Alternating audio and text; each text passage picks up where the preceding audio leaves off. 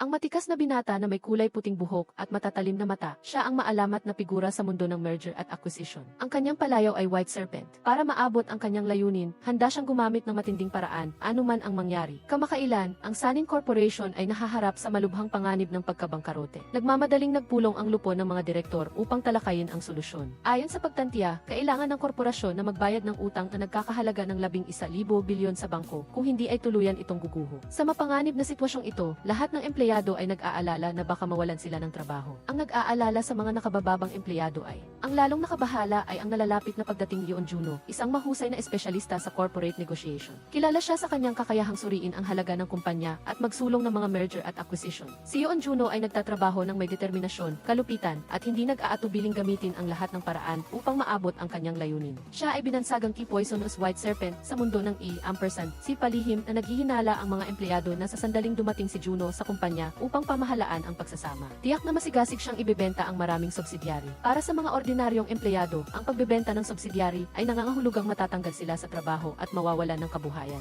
Siyempre, ayon sa chismis, walang pakialam si Juno sa buhay ng mga ordinaryong empleyado. Dahil sa alitan ng paksyon at usapin sa pagmamana sa loob ng korporasyon, karamihan sa mga senior executive ay hindi rin nasiyahan sa pagdating ni Yoon Juno, isang outsider. Habang nagbubulungan ang mga senior executive tungkol kay Juno sa pulong, dumating siya sa eksena ng walang paalam. Biglang naging tensyonado ang kapaligiran nang dumating si Juno, ngunit walang sinuman ang maaaring paalisin siya dahil inimbitahan siya ng chairman. Tungkol sa krisis ng Sanin Corporation, si Juno ay naghanda ng mabuti at binasa ang lahat ng may katuturang dokumento. Matapos makipagkita sa chairman, ang unang bagay. Ang unang hiningi ni Juno ay siya mismo ang pipili ng mga miyembro para sa merger and acquisition team. Sa buong pulong, isang inosenteng intern lang ang nagtaas ng kamay para mag-apply. Sinabihan siya ni Juno na mag-apply mamaya at siya mismo ang nagmaneho upang hanapin ang iba pang miyembro. Ang unang miyembro na nilapitan ni Juno ay isang empleyado ng subsidiary na nagngangalang Jisoo. Si Jisoo ay isang kalmado at rasyonal na tao na may mabilis na kakayahan sa pagkalkula at kahangahangang memorya. Siya ay dating kasamahan ni Juno at ngayon ay isang kailangang partner. Matapos si Jisoo, nakipagkita si Juno sa abogadong si Oh Sun Yao. Si Sun Yao ay may kaaya-ayang mukha, mahinahon na pananalita at mahusay na kasanayan sa negosasyon, ngunit hindi pa siya nakakuha ng anumang kaso, tulad ni Jisoo. Si Sun Yao ay naging kasamahan din ni Juno. Sa sandaling nilapitan siya ni Juno, agad siyang pumayag na sumali. Samantala, ang intern na si Choi na naghihintay ng interview ay sinabihan ng mga nakatatanda na may masamang intensyon. Direkta nilang sinabi na kapag sumali ka sa team ni Juno, mawawala ang iyong maliwanag na kinabukasan. Naniniwala ang mga nakatatanda at karamihan sa mga senior executive na hindi kayang kumpletuhin ni Juno ang misyon. Dapat mong malaman na ito ay utang na 11,000 bilyon. Kahit kumita ka ng 100 milyon bawat taon, hindi mo kikitain ang halagang iyon sa 100,000 taon. Para mas maunawaan ni Choi ang kanyang payo, dinala siya ng nakatatanda sa palapag kung saan nagtatrabaho ang mga senior executive. Para ipakita sa walang muwang na intern ang estilo ng mga executive at ipahiwatig na nais niyang hikayatin siya. Dagdag pa rito, ipinaalala rin ng senior kay Choi na sa kasong ito, kung si Juno ay mabibigo, siya ay matatanggal sa kumpanya. Kahit na maabot niya ang tila imposibleng tagumpay, siya ay kamumuhian pa rin ng pangalawa sa pinakamataas na posisyon sa kumpanya. Ang dahilan ay ang pangalawang posisyon ay malakas na kandidato para sa susunod na chairman, ngunit ayon sa chismis, makikipagkompetensya din si Juno para sa posisyong ito, kaya natural lang nalalayuan siya ng vice chairman. Patuloy na ipinaalala ng senior kay Choi na kapag nagtatrabaho sa isang kumpanya, tiyak na kailangan mong pumili ng paksyon. Gayunpaman, kahit na malinaw na sinabi ng senior, nagdesisyon pa rin si Choi na mag-apply sa interview sa dahilang gusto niyang matuto mula sa isang alamat sa industriya tulad ni Juno. Sa interview, naging napakatapat ni Choi. Malinaw na siya ay isang baguhan na walang karanasan. Ngunit ang kakaiba ay tila nakita ni Juno kay Choi ang isang kakaibang lakas, kaya agad niyang tinanggap ang inosenteng binata na ito bilang miyembro. Sa ilalim ng pamumuno ni Juno, ang A team leader, kumpleto na ang 3 miyembro. Matapos may tatag ang A team. Sa labas ay tila normal pa rin ang korporasyon, ngunit sa loob ay matindi na ang kaguluhan. Sa isang banda, pinaalalahanan ng chairman ang vice chairman at ang executive na dapat nilang malaman kung paano gamitin ang mga tao. Sa halip na magdulot ng alitan sa paksyon, dapat unahin ang pagliligtas sa kumpanya bilang pangunahing tungkulin. Sa kabilang banda, pumayag naman ang vice chairman at ang executive, ngunit lihim silang nakipagkita sa mga senior executive, sinasabing matanda na ang chairman at hindi nakasinggaling ang kanyang pag-iisip, na nagpapahiwatig na dapat pumili ng tamang paksyon ang lahat. Bagamat inimbitahan ng chairman si Juno upang pamunuan ang merger at acquisition, mayroon din siyang sariling motibo. Sa totoo lang, hindi siya nagtitiwala kay Juno. Inimbitahan niya ito ay dahil sa payo ng executive na si Lee. Si Executive Lee ay may mahinahong personalidad at nagbigay ng maraming taon ng serbisyo sa korporasyon. Siya ay malapit na kaibigan ng chairman at ang tanging empleyado na pinagkakatiwalaan niya. Dahil nagtitiwala si Executive Lee sa kakayahan ni Juno, nagtiwala na rin ang chairman sa White Serpent na ito, umaasang maililigtas ni Juno ang kumpanya mula sa krisis at maibabalik ang kabayanihan. Sa totoo lang, ito ay isang desperadong hakbang. Bilang pangunahing karakter sa A, mayroon ding iba pang iniisip si Juno. Ang pagbabalik niya sa bansa upang pamahalaan ang pagsasama-sama ay tila may iba pang layunin bukod sa pagliligtas sa Sanin Corporation. Kinabukasan, nagsimulang magpulong ang A team tungkol sa mga kaugnay na issue. Pagkatapos ng pulong, ipinakita ni Juno ang ulat ng pagsusuri sa mga senior executive, nagmumungkahi ng isang matapang at agresibong plano na ibenta ang Sanin Construction. Nang marinig ito, tumutol ang lahat ng senior executive. Dapat malaman na ang Sanin Construction ay ang tanging kumikitang kumpanya sa lahat ng kumpanya ng korporasyon. Masasabing nabubuhay ang buong korporasyon sa pamamagitan ng construction company na ito. Gayunpaman, naniniwala si Juno na kahit na ibenta ang Sanin Construction, hindi guguho ang korporasyon. Sa kabaligtaran, sa paggawa nito lamang ay matutulungan ang korporasyon na makatakas mula sa bingit at muling mabuhay. Sa bagay na ito, si Juno at ang mga miyembro ay nagsagawa ng komprehensibo at detalyadong pagsusuri. Ipagpalagay na, ayon sa plano ng mga senior executive, panatilihin ang Sanin Construction at ibenta ang mga hindi kumikitang subsidiary. Tila maaari nilang gamitin ang mga subsidiary upang mabayaran ang mga utang. Ngunit sa katunayan, kapag inilabas ang mga subsidiary sa merkado ng A, ituturing sila ng merkado bilang mga nalulugi. Sa puntong iyon, ang pagbebenta ay magiging pagtatapon ng produkto. Ang kabuang halaga na maaaring makuha sa pagbebenta ng maraming subsidiary ay marahil ilang libong bilyon lamang. Sa panahong iyon, ang korporasyon ay tunay na hindi na maililigtas. Tinanong din ni Executive Lee ang diskarte ni Juno. Kahit na ibenta ang Sony Construction, maaari lamang itong maibenta sa pinakamataas na 7,000 bilyon. Paano mababayaran ang natitirang 4,000 bilyon? Sinabi lang ni Juno na kailangang dahan-dahan. Sa kasalukuyan, ang problema ng mainit na patatas na ito ay hindi pa malulutas ng sabay-sabay. Nang marinig ito, agad na nagalit ang vice chairman at ang executive, iniisip na sinasadya ni Juno na salungatin sila. Sa oras na ito, lumapit ang chairman at narinig ang diskarte sa pagbebenta ni Juno at hindi rin siya sumasang-ayon. Naniniwala ang chairman na kahit na kailangan nilang ibenta ang Sanin Construction, dapat itong maibenta sa presyong may 2 numero man lang, kung hindi ay hindi ito sulit. Nahaharap sa pagdududa at kahilingan ng chairman, hindi alam kung anong sagot ang ibibigay ni Juno. Ayon sa kasalukuyang presyo sa merkado, inaasahan ni Juno na maibebenta ang Sanin Construction sa halagang 7,000 bilyon. Tinaasa ng chairman ang kahilingan na gusto niyang ibenta ni Juno sa halagang mahigit 1,000 bilyon. Nangako si Juno na gagawin ang kanyang makakaya. Matapos aprubahan ng chairman, pinangunahan ni Juno ang koponan sa Sanin Construction upang makipagkita kay Director Lee. Sa kasalukuyan, ang layunin ng koponan ay ibenta ang Sanin Construction sa mataas na presyo. Kaya kailangan kumbinsihin si Director Lee. Ayon sa mga tuntunin ng kontrata, matapos maibenta ang Sanin Construction, mananatili ang posisyon ni Director Lee at ng mga senior executive. Sa hindi inaasahang pagkakataon, sinamantala ni Director Lee ang pagkakataon upang magtakda ng mas maraming kondisyon. Bukod sa pagtiyak sa kanyang posisyon, humingi rin siya ng mga garantiya para sa kanyang mga shares at termino. Batid ng mga miyembro ng A team na ang mga kondisyon ni Director Lee ay tiyak na magpapahirap sa pagbebenta ng kumpanya. Dahil sa biglaang galit, hindi na napigilan ng intern na si Choi ang kanyang sarili at sinabihan si Director Lee ng masama. Bagaman na natiling kalmado si Juno, nag-iwan din siya ng isang pahayag na nagtatrabaho siya para sa Sanin Corporation at hindi para sa personal na kapakinabangan ni Director Lee. Pagkatapos noon, tinuruan ni Juno si Choi na sa negosasyon at pakikipag-usap, hindi dapat manaig ang emosyon. Sa halip, dapat ituring ang A bilang isang labanan na walang armas. Kapag nanaig ang emosyon at pakiramdam, tiyak na matatalo sa labanang ito. Bilang vice chairman at executive ng korporasyon, naghihintay lang sila na mapanood ang palabas ni Juno. Alam ng executive na ang Sanin Construction ay ang pinakamahalagang kayamanan at pinagmulan ng pangarap ng chairman.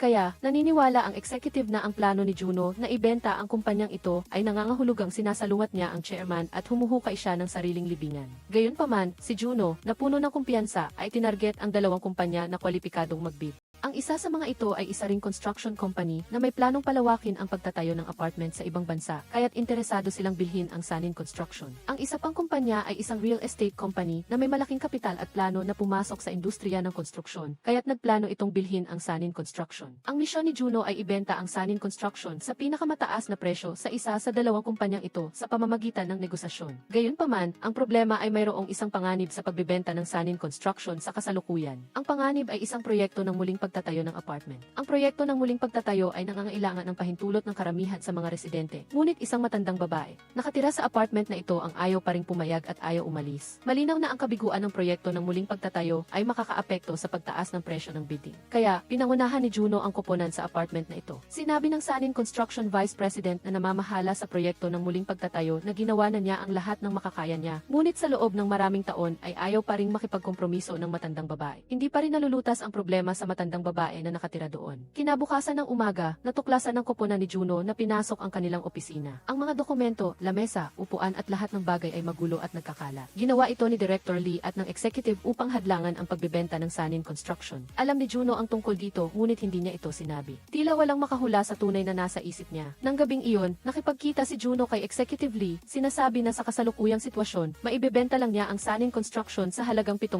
bilyon at umaasa siyang maipapaliwanag ito ni Executive Lee sa chairman. Nangako si Executive Lee na tutulong, ngunit hindi niya nakalimutang paalalahanan si Juno na mahal ng chairman ang Sanin Construction. Sa huli, kailangan pa ring isaalang-alang ang presyo bago magdesisyon. Sa makatuwid, kailangang magsikap ng husto si Juno upang mapataas ang presyo ng bidding. Gayunpaman, malapit nang magsimula ang bidding ng Sanin Corporation. Sa eksena, nagbubulungan ang mga miyembro ng koponan tungkol sa kung sino ang makakabili ng Sanin Construction. Si Juno lang ang hindi nag-aalala, sa halip ay kalmado siyang naglalaro. Sa utos ni Juno, sadyang bumaba si Choi kinabukasan ng umaga upang uminom ng kape para malaman ang presyo ng bidding ng dalawang kumpanya. Gaya ng inaasahan, isa sa mga construction company ang kusang lumapit kay Choi na gustong malaman ang minimum na presyo ng bidding. Nagtago si Choi at lihim na sumilip at nalaman na ang presyo ng bidding sa papel ng kumpanyang iyon ay mahigit 7,000 bilyon. Pagkatapos noon, ang babaeng direktor ng real estate company ay dumating din sa bidding. Nang malaman niyang si Juno ang pumunta para salubungin siya, gusto ng babaeng direktor na manalo sa bidding para sa Sanin Construction sa mababang presyo, habang gusto naman ni Juno na ibenta ito sa mataas na presyo. Malinaw na magkasalungat ang layunin ng dalawang panig, ngunit hindi ito naging mahirap para kay Juno. Sa harap ng babaeng direktor, sa isang banda, pinuri siya ni Juno at diretsahang sinabi na umaasa siyang mabibili ng kanyang kumpanya ang Sanin Construction. Sa kabilang banda, hindi nakalimutan ni Juno na magbigay ng pressure sa pamamagitan ng pagpapahiwatig ng mga panganib na nagsasabi na sa kasalukuyan ay wala masyadong transaksyon sa pagbili at pagbebenta ng mga construction company sa merkado. Dagdag pa, ang nalalapit na pag-amyenda ng gobyerno sa batas sa muling pagtatayo ay nagiging palaisipan sa pagbebenta ng Sanin Construction. Kaya, dapat samantalahin ng babaeng direktor ang pagkakataon. Tungkol sa presyo, ipinahayag ni Juno ang kanyang paniniwala na ang Sanin Construction ay maaaring lumaki at maging isang kumpanyang nararapat sa babaeng direktor. Kaya umaasa siyang isasaalang-alang ng kabilang panig ang halaga sa hinaharap ng kumpanya. Dahil sa mga salitang ito ni Juno, bago magbid, binago ng babaeng direktor ang kanyang bid slip. Matapos, sinuri ng mga miyembro ng koponan ang mga bid slip at natuklasan na ang presyo ng bidding ng construction company ay hindi umabot sa 7,000 bilyon. Sa kabilang banda, ang real estate company ay nag-alok ng halos 8,000 bilyon. Sa kasalukuyan, ang presyo na ito ay lumampas sa pangako ni Juno sa chairman noong araw na iyon. Matapos lagdaan ng dalawang panig ang kontrata sa pagbili at pagbebenta, nagpulong si Juno at si Director Lee ng Sanin Construction sa mga mamamahayag. Bagamat nilagdaan na ang kontrata, sa loob ng susunod na 2 buwan, kung may mangyaring espesyal na sitwasyon, maaari pa ring baguhin ng dalawang panig ang presyo ng pagbili at pagbebenta, alinman sa pataas o pababa. Ito rin ang inaasahan ni Executive Lee at ng chairman. Ang kasalukuyang presyo na halos 8,000 bilyon, bagamat nakalulugod sa chairman, umaasa pa rin siya na sa loob ng susunod na 2 buwan, maaaring subukan pa ni Juno na itaas ang presyo ng pagbili sa 9,000 bilyon. Sa kabilang banda, upang sirain ang deal, sadyang binanggit ni Director Lee ang nabigong proyekto ng muling pagtatayo sa harap ng mga mamamahayag. Sa kabutihang palad, agad itong pinigilan ni Juno. Ngunit pagkatapos noon, lihim na nakipagkita si Director Lee sa babaeng direktor na bumili ng kumpanya at sinabi sa kanya ang tungkol sa proyekto ng muling pagtatayo. Gaya ng inaasahan, agad na nag-alala ang babaeng direktor tungkol dito at nagdaos ng pangalawang pulong kasama ang koponan ni Juno na sinusubukang babaan ang presyo ng pagbili. Sa hindi inaasahang pagkakataon, handa na si Juno. Noong nakaraang araw, pumunta si Juno sa apartment ng proyekto ng muling pagtatayo para makipagkita sa Vice President na namamahala. Sa katunayan, sinuri ni Juno ang mga dokumento at natuklasan na ang apartment ng matandang babae na si Ding ay nakarehistro sa pangalan ng kanyang lolo. Ngunit sa parehong oras, hindi sila kasal. Sa madaling salita, ang matandang babae ay walang karapatan na manatili sa lugar. Bukod pa rito, napansin ni Juno na mailupa sa sapatos ng Vice President kahapon. Malinaw na binisita niya ang puntod ng lolo sa likod ng bundok. Marahil siya ang nakakaalam ng kwento tungkol sa lolo at lola. Sa ilalim ng pagtatanong ni Juno, umamin ang Vice President at sinabi ang katotohanan kay Juno. Juno. Lumalabas na ayaw umalis ng matandang babae upang pangalagaan ang puntod ng lolo. Dahil sa pagiging emosyonal sa pagmamahalan ng dalawang matatanda, itinago ng Vice President ito sa kumpanya. Ngayon, sa ilalim ng koordinasyon ni Juno, pumunta ang Vice President upang makipagkita sa matandang babae at sinabi sa kanya na ang kumpanyang bibili sa Sanin Construction ay ililipat ang puntod ng lolo pabalik sa bayan kung saan sila unang nagkita. Nakumbinsi ang matandang babae at sa huli ay nilagyan niya ng fingerprint ang kontrata ng muling pagtatayo. Nangangahulugan din ito na ang proyekto ng muling pagtatayo ay magiging matagumpay mula sa pagiging bigo at opisyal na magsisimula. Ang puntong ito ay naging bargaining chip din ni Juno sa pakikipagnegosasyon sa babaeng direktor. Nang maaprubahan ang proyekto ng muling pagtatayo, nawala ang pag-aalala ng babaeng direktor. Agad na itinaas ni Juno ang presyo at hiniling sa babaeng direktor na magbayad ng risk fee. Sinubukan ng babaeng direktor na makipagnegosasyon at agad na iminungkahi ni Juno na maaaring bilhin ng kabilang panig ang puntod ng lolo. Kapalit ng pagbaba ng presyo ng pagbili, pumayag ang babaeng direktor at ang pagbebenta ay natapos ng matagumpay. Sa huli, ang presyo ng pagbili na napagkasunduan ng dalawang panig ay halos 9,000 bilyon. Karaniwang naabot nito ang inaasahan ng chairman. Lubos na nasiyahan ang chairman, ngunit hindi pa rin kontento si Juno. Matapos may benta ang Sanin Construction, may utang pa rin ang korporasyon na 2,500 bilyon upang mabayaran ang kabuang 11,000 bilyon na utang. Ang lalong nakagulat sa chairman ay ang pagdeklara ni Juno na wala siyang intensyong magpatuloy sa pagbebenta. Sa halip, plano niyang bumili. Ang target ay isang kumpanya ng laro. Mula nang maibenta ang Sanin Construction, ang korporasyon ay may utang na lamang na 300 bilyon. Upang makalikom ng sapat na pera, tinarget ni Juno ang e-commerce industry na planong dalhin ang Sanin Corporation. Pumasok sa e-commerce market. Nang marinig ito, tumutol ang lahat ng senior executive. Dapat malaman na ang Sanin Corporation ay walang anumang pundasyon para sa e-commerce, lalo na ang kakulangan ng isang platform. Hindi sumang-ayon si Juno. Sa kabaligtaran, naniniwala siya na ang Sanin Corporation ay may kalamangan sa logistic na sapat upang maging potensyal para sa pag-unlad ng e-commerce. Dagdag pa rito, sinuri ni Juno na ang benta ng mga subsidiary sa korporasyon ay bumababa. Ang pangunahing dahilan ay ang pagiging dominanteng ng e-commerce sa merkado. Kaya, ang pagpasok sa e-commerce industry ngayon ay hindi lamang isang pangangailangan. Ngunit ito rin ang tanging paraan upang mabuhay ang korporasyon. Tungkol sa e-commerce platform, plano ni Juno na bilhin ang isang kumpanya ng platform na may kakayahan. Sa hindi inaasahang pagkakataon, ang executive na laging tumututol kay Juno ay nagtaas ng kamay upang sumang-ayon sa pagkakataong ito. Ngunit sa parehong oras, nagbigay din ang executive ng isang kondisyon. Kung si Juno ay mabibigo, kailangan niyang akuin ang lahat ng responsibilidad. Pagkatapos noon, nakipagkita si Executive Lee kay Juno na pinapaalalahanan siya tungkol sa kahirapan kapag pumasok ang korporasyon sa e-commerce industry. Lumalabas na dati, nagmungkahi din si Executive Lee ng katulad na ideya sa chairman. Nagplano pa nga siyang bilhin ang isang online shopping mall. Ngunit sa huli ay kinansela ng buong lakas ng chairman ang transaksyon.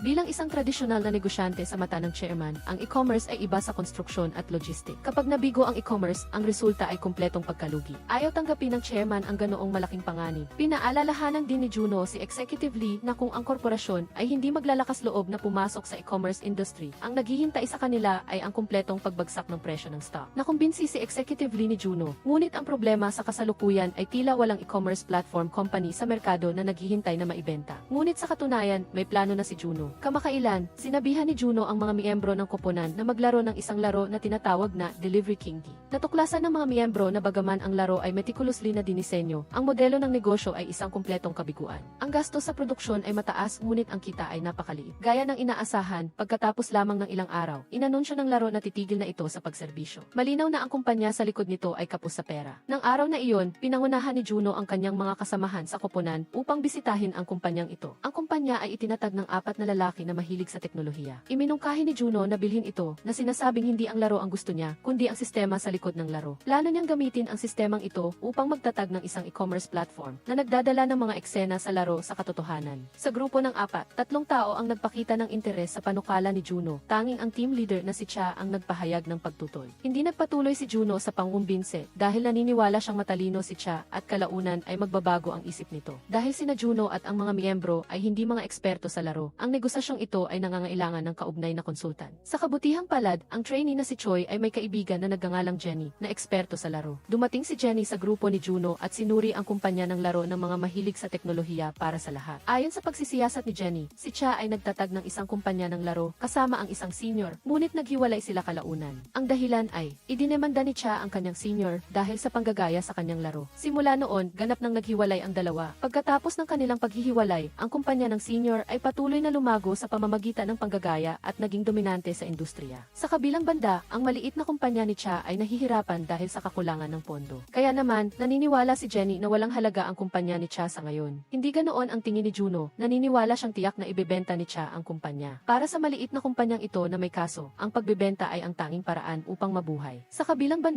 upang hadlangan ang plano ni Juno, nagpadala ang executive ng isang taong nagngangalang Lee upang kumilos ng palihim. Nilapitan ni Lee ang kakilala ni Choi. Sa isang lihim na plano, sinubukan niyang makuha ang impormasyon mula kay Choi tungkol sa mga plano ni Juno. Ang empleyado ay sumunod sa utos, nilapitan si Choi at nagpanggap na malapit sa kanya. Pagkatapos ay, kaswal niyang tinanong si Han tungkol sa mga kamakailang aktibidad ng grupo. Walang pag-aalinlangan, inihayag ni Choi sa senior employee ang plano ni Juno na bilhin ang kumpanya ng laro. Pagkatapos makuha ang impormasyon, agad itong iniulat ng empleyado sa executive, kaya ang plano ni Juno ay nalaman ng kalaban. Bukod pa rito, iniimbestigahan din ni Juno si Do, ang senior na dating nagdemanda kay Cha. Ayon sa investigasyon, si Do ay hindi lamang pinaghihinalaang nangungopya ng mga laro, kundi mayroon ding ugali na gamitin ang social media. Madalas siyang nagpo-post ng mga larawan niya, kasama ang mga sikat na personalidad at malalaking kumpanya sa social media. Para mapaniwala ang lahat na napakaraming malalaking kumpanya ang gustong makipagtulungan sa kanya, kaya tumaas ang presyo ng stock ng kumpanya. Natuklasan din ng miyembro ng grupo ni Juno na si Oh Sun-young na si Do ay talagang may masamang pag-ugali. Siya ay pinaghihinalaang gumagamit ng hacking upang nakawin ang bagong laro ni Cha. Bukod pa rito, may ugali siyang samantalahin ang iba at pagkatapos ay talikuran sila. Siya ay isang tunay na manloloko sa industriya. Binalaan ni Oh Sun-young si Juno na huwag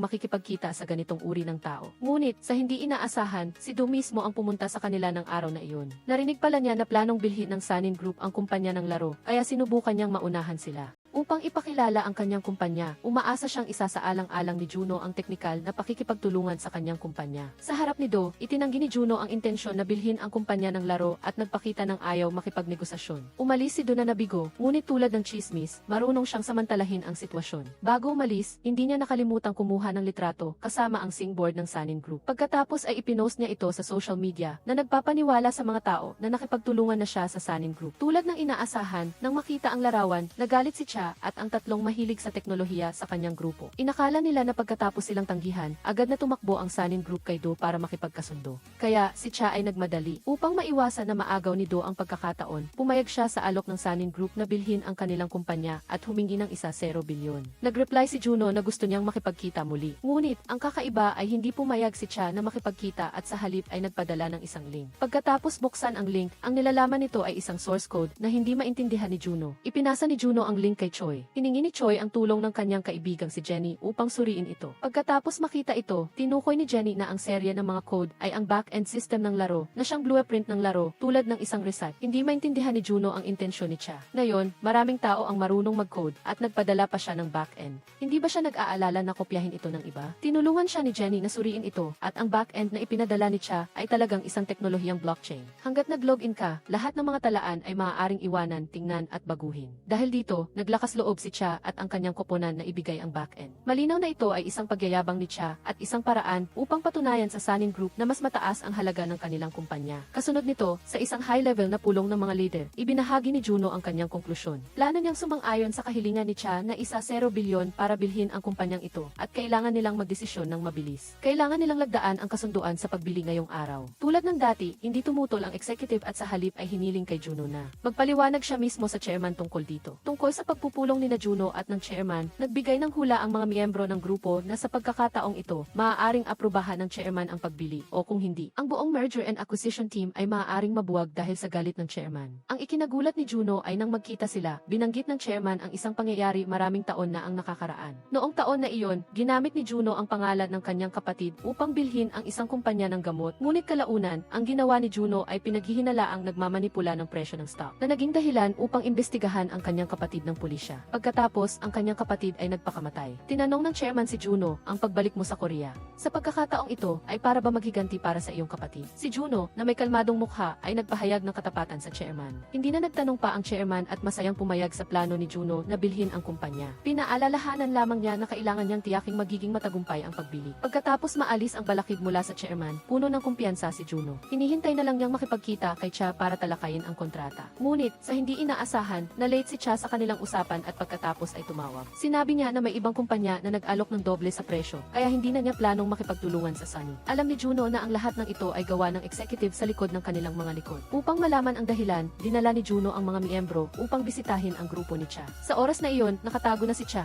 Sinabi ng ibang mga miyembro kay Juno na ang kanilang agarang pangangailangan ay kakulangan sa pera, kaya gusto nilang lumipat sa e-commerce para kumita ng kaunting pera. Plano nilang gamitin ang kinita para mamuhunan muli sa pagpapaunlad ng laro na kanilang minamahal. Kaya, kung sino man ang mag-aalok ng mas mataas na presyo, pipirma sila sa taong iyon. Sa daan pabalik, hindi maintindihan ng mga miyembro ng grupo ni Juno kung sino ang nag-alok ng dobleng presyo kaysa sa Sanin Group. Ipinahihiwatig nito na alam nila na nakikipagnegosasyon ang Sanin at Cha, at malinaw na sinisira nila ang kanilang mga plano. Pinaalalahanan ni Juno ang mga miyembro na manatiling kalmado. Bago nila malaman ang pagkakakilanlan ng kalaban, kailangan nilang magpanggap na walang nangyari. Sa kabilang panig, ang executive ay aktibong nagtatrabaho upang sirain ang plano. Nagpaplanong gamitin ang dobleng presyo para bilhin ang kumpanya ng laro. Ang nasa likod nito ay isang investment fund na nakipag-ugnayan sa executive. Nang araw na iyon, nakipagkita si Cha sa executive at sa taong namamahala sa investment fund upang talakayin ang kanilang naunang pinagkasunduang estratehiya. Naglaro ang dalawa ng T good cop, bad cop at unti-unting hinikayat si Cha na pumirma. Ngunit, sa sandaling pipirma na si Cha, natuklasan niya na ang totoong presyo na inaalok ng executive ay hindi 20 bilyon, kundi 2.1 bilyon. Ayon sa paliwanag ng executive, ang sinabi nilang kidoble sa Sanin ay hindi 20 bilyon. Sa harap ni Cha, patuloy na siniraan ng executive si Juno na nagsasabing, bagaman nangako si Juno na magbabayad ng 0 bilyon para sa pagbili, siya ay isa lamang manloloko. Sa huli, pagkatapos ng negosasyon at iba pa, siguradong ibababa niya ang presyo sa 1 bilyon. Kaya, ang kanilang dobleng presyo ay 2.1 bilyon. Matapos itong marinig, agad na gustong umalis ni Cha. Ngunit, nabasa ng executive ang nasa isip ni Cha at idineklara na sa sandaling umalis si Cha sa pinto, ang balita tungkol sa pagkasira ng transaksyon sa pagitan ng dalawang partido ay kakalat. Si Cha ay magkakaroon ng reputasyon bilang isang matigas ang ulo. Sa oras na iyon, kahit na ipagpatuloy ni Juno ang transaksyon sa kanya, patuloy nitong bababaan ang presyo. Sa puntong iyon, hindi nakikitain ni Cha ang 2.1 bilyon. Dahil sa panloloko at pananakot ng executive, sa huli ay napilitan si Cha na pumirma. Ngunit, para kay Juno, mayroon pa ring isang sinag ng pag-asa. Kamakailan, si Jenny, ang kaibigan ni Choi, ay sumali sa kumpanya ng laro ni Cha. Bilang isang fan ng laro, sinabi ni Jenny kay Choi na ang laro na Delivery King B ay mayroong nakatagong sikreto na walang nakakaalam. Sa katunayan, ang larong ito ay pinaghalong personal na kwento ng pag-ibig ni Cha. Si Cha ay mayroong kababata na matagal na niyang lihim na minamahal sa loob ng maraming taon.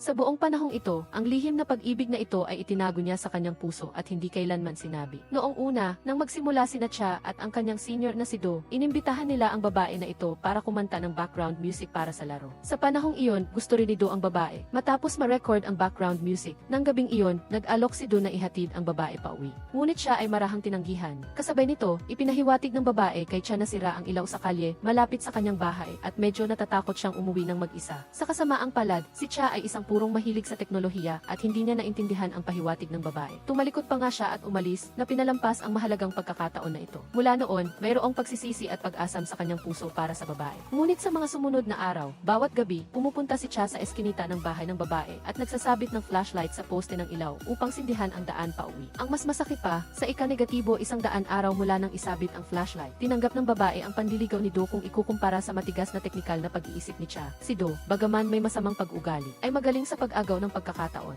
Isang gabi, habang nasa labas si Cha para magsabit ng flashlight, kinopya ni Do ang theme song ng laro mula sa computer ni Cha at dali-daling ibinigay ito sa babae, bago pa man si Cha, kaya nakuha niya ang pagmamahal nito. Sinasabing ang huling screen ng larong Delivery King D ay ang bahay ng babae. Maraming eksena sa laro ay inspirasyon pa nga ng residential area kung saan nakatira ang babae, tulad ng eksena kung saan nagsasabit si Cha ng flashlight sa eskinita. Nakakalungkot, ang laro na ginawa para gunitain ang unang pag-ibig na ito ay kinopya ni Do nang walang binagong isang linya ng code. Matapos maunawaan ang kwento sa likod ng laro, muling nilapitan ni Juno si Cha. Sa kanilang pag-uusap, ang tono ni Juno ay napakatapat. Sinabi niya na natagpuan niya ang nakatagong sikreto ng laro at nagpahayag ng simpatya para sa pag-ibig at sitwasyon sa buhay ni Cha. Matapos maunawaan ang katapatan ni Juno, taimtim na humingi ng tawad si Cha sa pagpirma sa kontrata sa ibang kumpanya. Nais pa nga niyang kanselahin ang kontratang iyon. Sa kasamaang palad, mayroong isang sugnay sa kontrata tungkol sa mga bayarin sa paglabag pahayag na hindi kayang bayaran ng maliit na kumpanya ni Cha sa ngayon. Si Juno ay nanatiling tapat, umaasa na patuloy na mananalo si Cha sa kanyang mga pangarap at magpatuloy sa pagbuo ng mga laro. Matapos malaman na binili ng investment fund ang kumpanya ng laro ni Cha sa mababang presyo na 2.1 bilyon, humingi ng tawad si Choi kay Juno. Nagsinungaling dati si Choi kay Juno na nilalaro niya hanggang sa huling yugto. Kung hindi siya nagsinungaling noon, kung nakita niya ang nakatagong sikreto matapos ang laro, baka mayroon siyang sapat na dahilan para kumbinsihin si Cha na makipagtulungan. Hindi sinisisi ni Juno si Choi. Naniniwala siyang siguradong makikipag-ugnayan sa kanila ang investment fund na may layuning ibenta ang kumpanya ng laro na binili nila sa Sanin Group sa mas mataas na presyo. Ang ipinagtataka ni Juno ay kung paano na-leak ang impormasyon tungkol sa kanilang plano na bilhin ang kumpanya ng laro. Matapos makita ang kanyang senior na palihim na nakikinig sa labas, napagtanto ni Choi na masyado siyang nagtiwala sa senior. Aksidenteng nakuha ng kalaban ang impormasyon mula sa kanya na naging dahilan upang malantad ang plano. Matapos kumpirmahin ito, nagpasya si Juno na gumamit ng isang estratehiya laban sa kanila at hiniling kay Choi na makipagtulungan sa pagsisinungaling sa kanyang senior.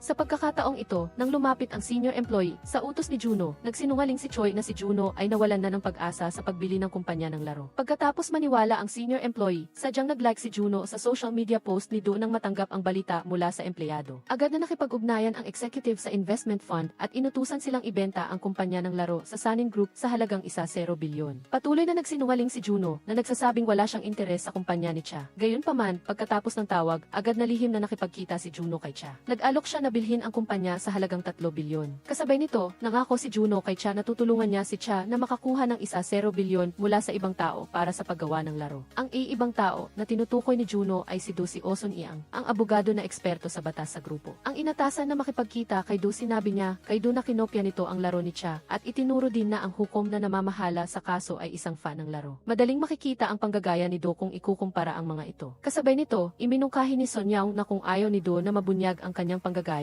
kailangan niyang magbigay ng 1 bilyon para maabot ang isang kasunduan kay Cha. Nahaharap sa posibilidad ng pagkakakulong, ang matalinong si Do ay napilitang sumang-ayon sa kondisyon na ibinigay ni Son Yao. Sa yugtong ito, kailangan na lamang ng pahintulot ng chairman upang makapirma ng kasunduan kay Cha. Sa pagkakataong ito, pinaalalahanan ng executive na si Lee si Juno. Naniniwala si Lee na pinagsisisihan ng chairman ang desisyon nitong tumangging makilahok sa e-commerce noon dahil sa pakiramdam na pinalampas niya ang isang magandang pagkakataon. Dahil sa pag-unawa sa isip ng chairman, nakipagkita si Juno sa chairman. Gaya ng inaasahan, sa pagkakataong ito, plano ng chairman na samantalahin ang pagkakataon at pumayag sa pagbili. Dahil sa bitag na inilatag ni Juno, akala ng executive at ng investment fund na wala ng interes si Juno sa kumpanya ng laro ni Cha, kaya kusang loob nilang kinansela ang kontrata. Samantala, pagkatapos pumayag ng chairman, formal na nag-sign sina Juno at Cha. Ang kasalukuyang sitwasyon para sa Sanin Group at sa kumpanya ng laro ni Cha ay malinaw na isang win-win na sitwasyon. Matapos matagumpay na makapirma, inimbitahan ni Cha at ng kanyang mga kasamahan ang grupo ni Juno para kumain. Sa kanilang pag-uusap habang kumakain, natuklasan ni Juno na si Cha ay isang tao pa rin na may matigas na teknikal na pag-iisip. Ang kanyang isip ay puno ng kakaibang lohika at walang kahit anong romantikong ideya. Siyempre, ang hindi alam ni Cha ay natuklasan ng kanyang unang pag-ibig ang nakatagong sikreto sa laro at napagtanto ang damdamin ni Cha para sa kanya. Ngunit sa parehong panahon, ang grupo ni Juno ay nagdudulot ng malaking krisis sa grupo. Nag-post ang isang reporter ng isang artikulo na may pamagat na mababang karot ba ang Sanin Group dahil sa merger and acquisition team. Sa kasalukuyan, hindi maganda ang presyo ng stock ng grupo. Kung patuloy itong bababa, pagkatapos maunawaan ang sitwasyon, nalaman ni Juno na may isang reporter na nag-post ng isang artikulo na nagbabanggit na ang isang kumpanya ng bisikleta na pag-aari ng Sanin Group ay hindi matagumpay na nailista. Kung hindi pa rin mailista ang kumpanya, lubha itong makakasira sa Sanin Group at posibleng mauwi pa sa pagkabangkarote. Matapos malaman ang balita, agad na ipinatawag ng chairman ang executive na si Lee at ang direktor na si Wu na namamahala sa kumpanya ng bisikleta. Mahigpit niyang pinagsabihan ang walang kakayahang direktor. Ipinagtanggol ni Wu ang kanyang sarili sa pamamagitan ng pagsasabi na pagkatapos ng pandemya, matamlay na ang merkado ng bisikleta. Ngunit naniniwala ang chairman na naghahanap lang ng dahilan ang direktor dahil sa kasalukuyan.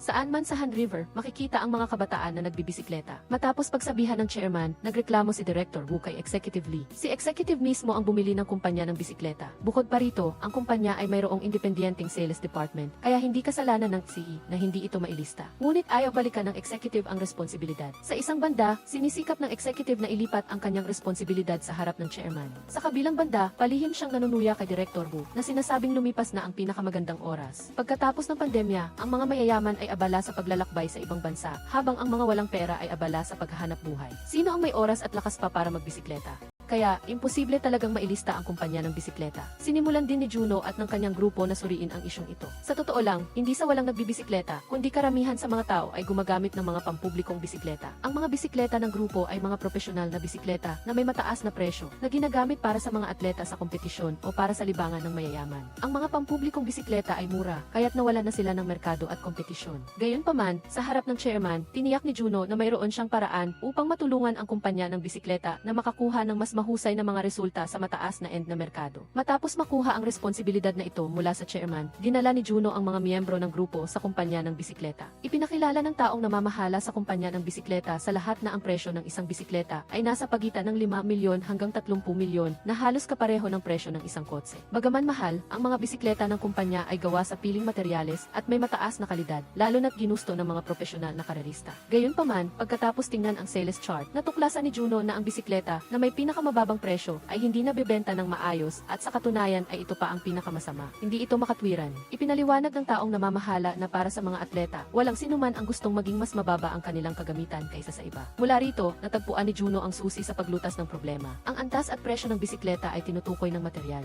Ang pinakamahusay na materyal ay carbon fiber, kasunod ang aluminyo. Sa pagitan ng dalawang materyal na ito, ang presyo sa listahan ay may pagkakaiba na hindi bababa sa 1 milyon. Batay dito, iminungkahi ni Juno na magbigay ng diskwento na 1 milyon sa bisikleta na gawa sa carbon fiber na may pinakamababang benta upang akitin ang mga ordinaryong consumer na bumili ng produkto ng kumpanya. Lubos na sumang-ayon ang namamahala, ngunit upang ayusin ang presyo, kailangan nilang palawakin ang merkado. Sa industriya ng bisikleta, bukod sa kalidad ng frame, mahalaga rin ang mga gear. Sa kasalukuyan, ang kumpanya na may pinakamataas na kalidad ng mga gear ay isang kumpanya sa Japan. Ang kumpanyang ito ay may kaugnay na patent. Maliban na lang kung handa silang magbigay ng mga gear. Kung hindi, imposible na makapag-produce ng marami ang kumpanya ng bisikleta. Upang makumbinsi ang Japanese side na magbigay ng mga gears, nagplano si Juno na dalhin ang grupo sa Japan. Pagdating sa Japan, 2 lalaki at babae na empleyado mula sa kumpanya ng gear ang dumating sa airport para sunduin sila. Ngunit matapos sunduin ang mga tao, sinabi ng babaeng empleyado sa kanyang boss na hindi pa dumating ang sasakyan. Nagpa siya ang boss na magmaneho mismo ng sasakyan upang sunduin ang mga bisita mula sa Korea. Inutusan niya ang babaeng empleyado na mag-taxi na lang pauwi. Dahil sa pagmamalasakit sa babaeng empleyado, pinili ng trainee na si Choi na sumama sa kanya sa taxi. Samantala, sina Juno at Sun Young ay nasa sasakyan sa harapan, lihim na nag-uusap tungkol sa pagbawas ng gastos. Plano nilang humingi ng malaking diskwento mula sa kumpanya ng gear para sa order ng Korea.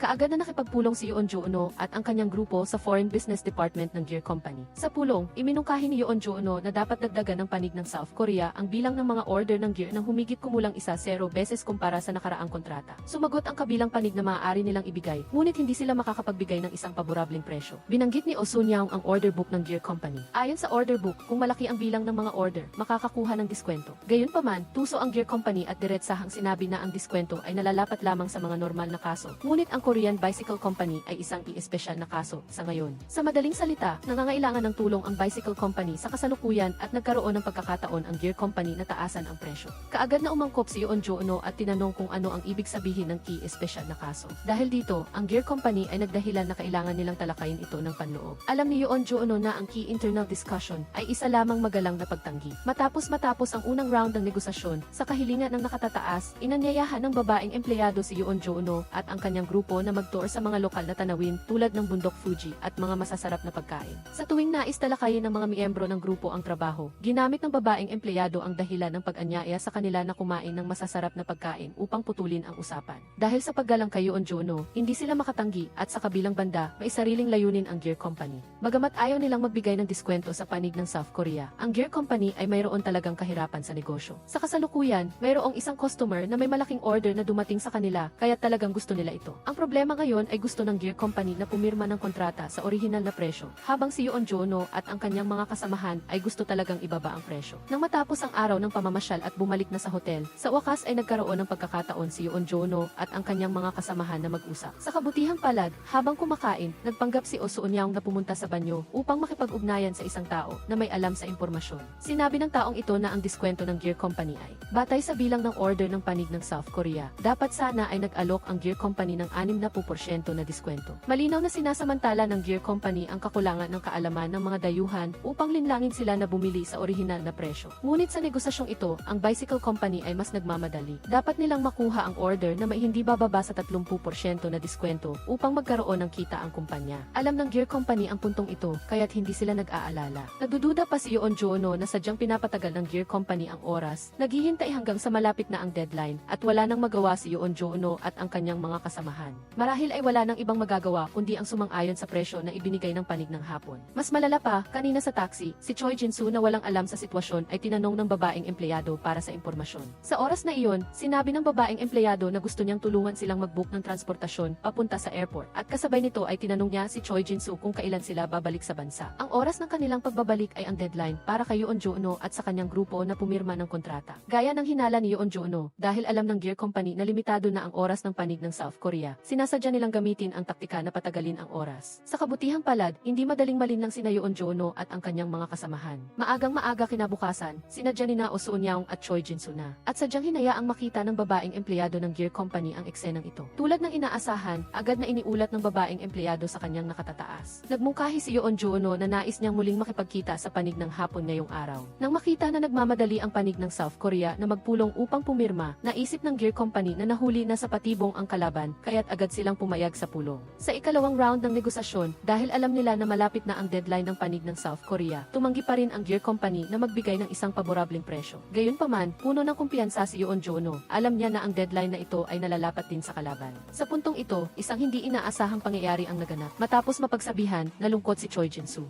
Dahil sa panunumbat ng konsensya, nagkusa ang empleyadong si Hiraki na iayain si Choi Jin-soo na mag-dinner upang humingi ng tawad sa pagtatanong niya ng impormasyon noong nakaraang araw. Sa kanilang pag-uusap, nalaman ni Choi Jin-soo na si Hiraki ay nagtapos sa isang universidad sa South Korea at kanyang kasama. Bukod pa rito, pareho silang pinakabata sa kanilang mga koponan, kaya marami silang napag-usapan. Ibinunyag ni Hiraki kay Choi Jin-soo na ang Gear Company ay lilipat sa kanilang head office sa Tokyo, at ang team leader sa kanilang grupo ang may pinakamataas na posibilidad na mapili para sa posisyon sa head office. Ngunit upang makamit ang layuning ito, kailangan niyang makamit ang isang natatanging tagumpay. Ipinusta ng team leader ang kanyang posisyon sa pagpirma sa kontrata sa Korean company. Sa pagkakataong ito, ang problema ay kapag pumirma lamang sila sa orihinal na presyo, magkakaroon ng sapat na kita ang Gear Company para maabot ng team leader ang kanyang target. Kaya naman, sa dalawang pulong, hindi pumayag ang team leader na magbigay ng diskwento sa Bicycle Company. Bukod sa pag-uusap tungkol sa trabaho, dinala ni Hiraki si Choi Jin-soo upang tikman ang mga lokal na pagkain at magkwentuhan. Ang komunikasyon sa pagitan ng dalawa ay napakatapat. Pag-uwi sa bahay, dinala ni Hiraki ang regalong ibinigay ni Choi Jin-soo, isang pares ng cute na medyas na may hugis pusa. Para sa kanilang dalawa, ang regalong ito ay walang ibang kahulugan kundi ang katapatan.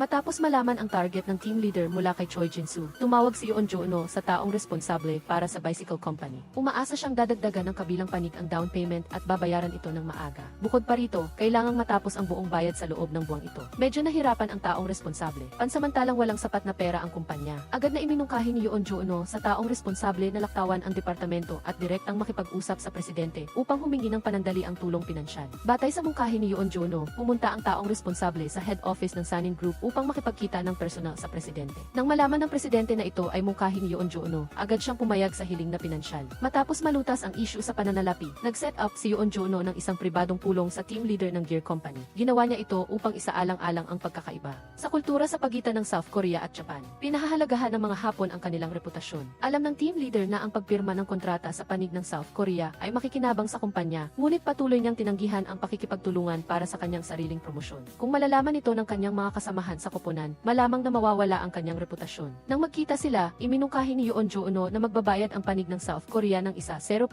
na mas mataas na down payment kaysa sa naunang kasunduan sa loob ng buwang ito. Talagang naakit sa mungkahi na ito ang team leader. Para sa kanya, kung matatanggap ng kumpanya ang pera sa buwang ito, makukumpleto niya ang kanyang target sa oras. Ngunit sa parehong oras, ang pagtaas ng down payment, nangahulugan na kailangang bumaba ang kabuang presyo ng order. Mula rito, iminungkahi ni Yoon Joo-no na taasan ang bilang ng mga order. Ayon sa mga patakaran sa order book ng panig ng Hapon, kapag tumaas ang bilang ng order, maaari silang makakuha ng 50% na diskwento. Sa madaling salita, tinarget ni Yoon Joo-no ang kahinaan ng team leader. Kung nais ng team leader na maabot ang kanyang personal na target, kailangan niyang isakripisyo ang bahagi ng interes ng kumpanya at magbigay ng paborableng presyo sa panig ng South Korea. Matapos itong pag-isipan, sumang-ayon ang team leader na isasaalang-alang niya ito. Sa puntong ito, ganap na nabaligtad ang sitwasyon. Dati, ang deadline ay para kay Yoon Joo-no at sa kanyang mga kasamahan, ngunit ngayon ay naging deadline na ito para sa panig ng Hapon. Kinabukasan, gaya ng inaasahan ni Yoon Joo-no, Sumang-ayon ang team leader na pumirma. Nang malapit na matapos ang kooperasyon, dumating sa pulong ang factory director at matapos makita ang nilalaman ng kontrata, tumanggi siyang pumirma. Ipinahayag niya na hindi siya nagtitiwala sa Korean Bicycle Company na sinasabing ang panig ng South Korea ay arbitraryong binabago ang bilang ng mga order at ang nilalaman ng kontrata na ginagawang hindi mapagkakatiwalaan ang kumpanya. Sa kasamaang palad, para sa pamamahala ng supply at demand, itinakda ng panig ng hapon na kailangang pumirma ang factory director upang maging epektibo ang kontrata. Humingi ng paumanhin ang team leader kina Yoon Juno at sa grupo na nagsasabing ang factory director ay isang artisan at hindi isang negosyante na pinahahalagahan ang kalidad ng produkto kaya't matigas ang kanyang ulo at mahirap makipag-usap. Binalak ni Yoon Juno na kumbinsihin sina ito, ang factory director. Sa kanyang kaalaman, sinimulan ng ama ni na ito ang kanyang karera sa mechanical engineering. Nang lumaki sina ito, minana niya ang negosyo ng pamilya at ang diwa ng pagiging artisa ng kanyang ama. Tulad ng sinabi ng team leader, matigas ang ulo ni na ito. Nang bumisita sina Yoon Juno at ang kanyang grupo sa unang pagkakataon, hindi siya umimi. Sa kabutihang palad, napansin ni Yoon Juno ang isang placard na nakasabit sa pabrika. Nakaukit dito ang 4 na malalaking salita, On Kuchaishin, na nangangahulugang ibalikan ang nakaraan upang matuto ng bago. Nang gabing iyon, nakipag-ugnayan si Yoon Juno sa taong responsable sa bicycle company at ikinuwento ang pagkabigo ng pagpirma ng kontrata. Matapos marinig ito, pinaalalahanan ng taong responsable si Yoon Juno tungkol sa isang pangyayari sa nakaraan. Sa totoo lang, bukod sa pagbebenta ng mga bisikleta, mayroon ding produkto ng mga pana ang kumpanya. Nagkataon na ang mga pana ng kumpanya ay galing din sa Japan. Noong taon na iyon, isang sikat na Japanese archery factory ang kilala sa diwa ng pagiging artisan. Ngunit sa kasamaang palad, dahil sa hindi epektibong pamamahala, napilitan itong makipagsanib sa panig ng South Korea. Naalala pa ng taong responsable na nang pumirma sila, sinabihan sila ng may-ari ng Japanese factory na dapat nilang gumawa ng mas mahusay na mga pana kaysa sa kanila. Nang marinig ito, naaalala ni Yoon Juno ang isang larawan na nakasabit sa bicycle company. Sinabi ng taong responsable na iyon ang larawan niya kasama ang may-ari ng archery factory noong taon ng pagpirma. Naalala ni Yoon Juno na sa larawan, itinaas ng may-ari ng factory ang isang placard na may nakasulat na On Kuchaishin. At sa sulok ng larawan ay may isang maliit na batang lalaki. Sinabi ng taong responsable na ang batang lalaki ay ang anak ng may-ari ng factory. Nang marinig ang mensahe ng may-ari ng factory, agad na lumipad si Yoon Juno pabalik sa bansa upang makipagkita sa taong responsable at kunin ang larawang ito. Kinabukasan, bumalik si Yoon Juno sa Japan upang makipagkita kay na ito, ang factory director, at direkta siyang tinanong kung ang dahilan ng kanyang pagtanggi na pumirma ay dahil sa pangalan ng taong responsable sa kontrata. Hinulaan ni Yoon Juno na ang may-ari ng archery factory noong taon na iyon ay ang ama ni na ito at ang batang lalaki sa larawan ay sina ito noong bata pa siya. Tumanggi sina ito na pumirma dahil may sama siya ng loob sa kanyang ama na nagbebenta ng archery factory na may diwa ng pagiging artisan at nostalgia. Nang marinig ito, si Yoon Juno ay inabot sa kanya ang larawan na nakuha niya mula sa taong responsable. Nang makita ni na ito ang larawan ng kanyang ama at sarili 35 taon na ang nakalipas, lalo pang tumindi ang kanyang emosyon. Tinanong ni Yoon Juno kung bakit kung may sama siya ng loob sa kanyang ama ay nakasabit sa pabrika ang placard na may On Kuchaishin. Ang 4 na salitang ito ay ang kahilingan ng kanyang ama para sa diwa ng pagiging artisan ni na ito. Naniniwala si Yoon Juno na ang ama ay tiyak na umaasa na maipagpapatuloy ng kanyang anak ang kanyang diwa, habang sabik din na makagawa ang kanyang anak ng sarili niyang landas. Habang tinitingnan ang lumang larawan, unti-unting namula ang mga mata ni na ito. Naalala niya na noong bata pa siya, tumatakbo siya sa pabrika ng kanyang ama upang maglaro pagkatapos ng klase. Nangako siya sa kanyang ama na magiging isang artisan din siya tulad niya paglaki niya. Makalipas ang 35 taon, ang anak ni na ito ay lumaki na at naging kasing unawa na niya noong siya ay bata pa. Sa harap ng kanyang anak na may luhang mata, naalala ni na ito ang mga magagandang alaala niya kasama ang kanyang ama. Tulad ng kahulugan ng salitang ki On Kuchaishin, sina ito, ang kanyang ama at ang kanyang anak 3 henerasyon ay dapat siguro na magmana at igalang ang mga pinili ng kanilang mga mahal sa buhay. Dapat silang matutong magbitaw at maglakad ng mag-isa. Pagkatapos, ibinigay ni Yoon Juno kay na ito ang isang liham na isinulat ng taong responsable. Sa liham, binanggit ng taong responsable na nang bilhin nila ang archery factory ng ama ni na ito, binigyan siya ng ama ni na ito ng isang disenyo ng pana na iginuhit niya mismo. Bagaman malaki ang pagkakaiba ng mga pana ngayon kumpara noon. Ngunit ang hangarin ng taong responsable na gumawa ng magandang pana ay hindi nagbago. Naniniwala ang taong responsable na ang pagbili ay hindi nagpawalang bisa sa factory ng ama ni na ito, ngunit ipinagpapatuloy nito ang mahalagang diwa ng pagiging artisan. Pagkatapos basahin ang liham, umiyak sina ito ng husto. Dahil sa pag-iisip sa hangarin ng kanyang ama, sa wakas ay pumayag ang matigas na ulo na factory director na pumirma. Dito, perpektong natapos ni Yoon Juno ang misyon. Nang bumalik sila sa bansa, dumating si Hiraki sa airport upang ihatid silang lahat. Humingi ng tulong si Choi Jin-soo kay Yoon Juno, umaasang matulungan si Hiraki na matupad ang kanyang hiling na ma-assign sa head office sa Tokyo. Tinanggihan ni Hiraki ang kabaitan na ito. Kung ikukumpara sa maunlad na Tokyo, mas gusto niyang manatili sa maliit na bayan. Matapos umalis ang grupo ni Yoon Juno, umupo siya sa waiting area, inindayog ang kanyang mga paa at tumingin sa medyas na pusa sa kanyang paa. Isang ngiti ng kasiyahan at ginhawa ang lumabas sa kanyang mukha. Samantala, sa South Korea, ang Sanin Group ay nagplano ng isang board meeting upang sisihin si Lee Dong-joon sa kabiguan ng bicycle company na maitala. Nagplano si Kwak Min-jung kasama ang iba pang senior executives upang atakihin si Lee Dong-joon sa pulong. Sa pulong, hiniling ng mga senior executives kay Lee Dong-joon na ipaliwanag ang issue. Sinabi ni Lee Dong-joon na hanggat sapat ang kita, hindi magiging problema ang paglista. Patuloy na pinindot si Lee Dong-joon ng iba pang mga executives. Sinisikap nilang gawing responsable sina Lee Dong-joon at Yoon Joo-no sa likod ng pagkabigo. Biglang dumating si Yoon Joo-no sa tamang oras at ipinabatid sa lahat na matagumpay silang nakipagsanib sa panig ng hapon. Ngayong araw, ipapahayag ng bicycle company ang balita tungkol sa isang bagong produkto. Biglang nawala ng lakas si Kwak Min-jung at ang iba pang mga senior executives na umaatake kay Yoon Joo-no. Ang maingat na inihandang pag-atake ay ganap na natapos sa kabiguan. Kahapon lang, matagumpay na nalampasan ni Yoon Joo-no at ng A team ang mga pagsubok at nakamit ang kooperasyon sa isang Japanese company. Ngunit ngayon, nahaharap sa krisis ang Sanin Group. Nalaman ni Yoon Joo-no na ang presidente, gamit ang kanyang personal na stock sa grupo bilang collateral, nakakuha siya ng 50 bilyong won na pondo. Bukod pa rito, ayon sa ulat, ang interes sa pondong ito ay isa 0%.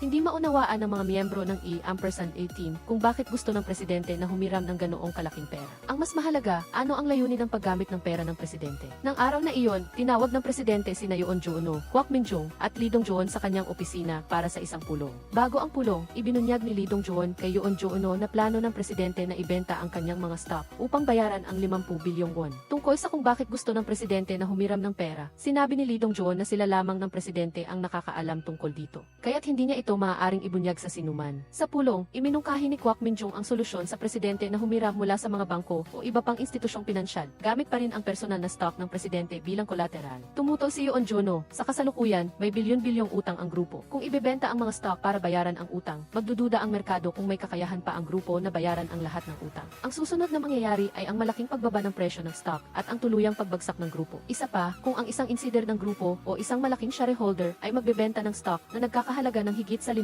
bilyong won, kailangang ipaalam ito ng hindi bababa sa isang buwan bago. Ngunit sa kasalukuyan, wala nang isang buwan ang natitirang oras bago ang deadline ng pagbabayad ng utang. Sa oras, huli na. Naniniwala si Yoon Joo-no na ang 50 bilyong won kasama ang interes, nakabuang 55 bilyong won ay mababayaran lamang sa cash. Sa pulong, nagkaroon ng matinding paghaharap si Kwak Min-jung at Yoon Joo-no. Gusto ni Yoon Joo-no na malaman kung saan ginamit ng presidente ang hiniram na 50 bilyong won, ngunit seryosong tumanggi ang presidente na sabihin ito. Sa kabutihang palad, dahil sa panghihikayat ni Lee Dong-joon, nag-atubili ang presidente na ibunyag na ginamit ang 50 bilyong won upang bumili ng isang resort. Gusto ni Yoon Joo-no na tingnan ang kaugnay na kontrata at iminungkahi na ibenta ang resort upang bayaran ang utang, ngunit mahigpit siyang pinagalitan ng presidente. Diretsahang sinabi ng presidente na mula nang pumasok si Yoon Joo-no sa kumpanya, ang lahat ng kanyang ibinenta ay ang mga pinakamamahal niyang bagay.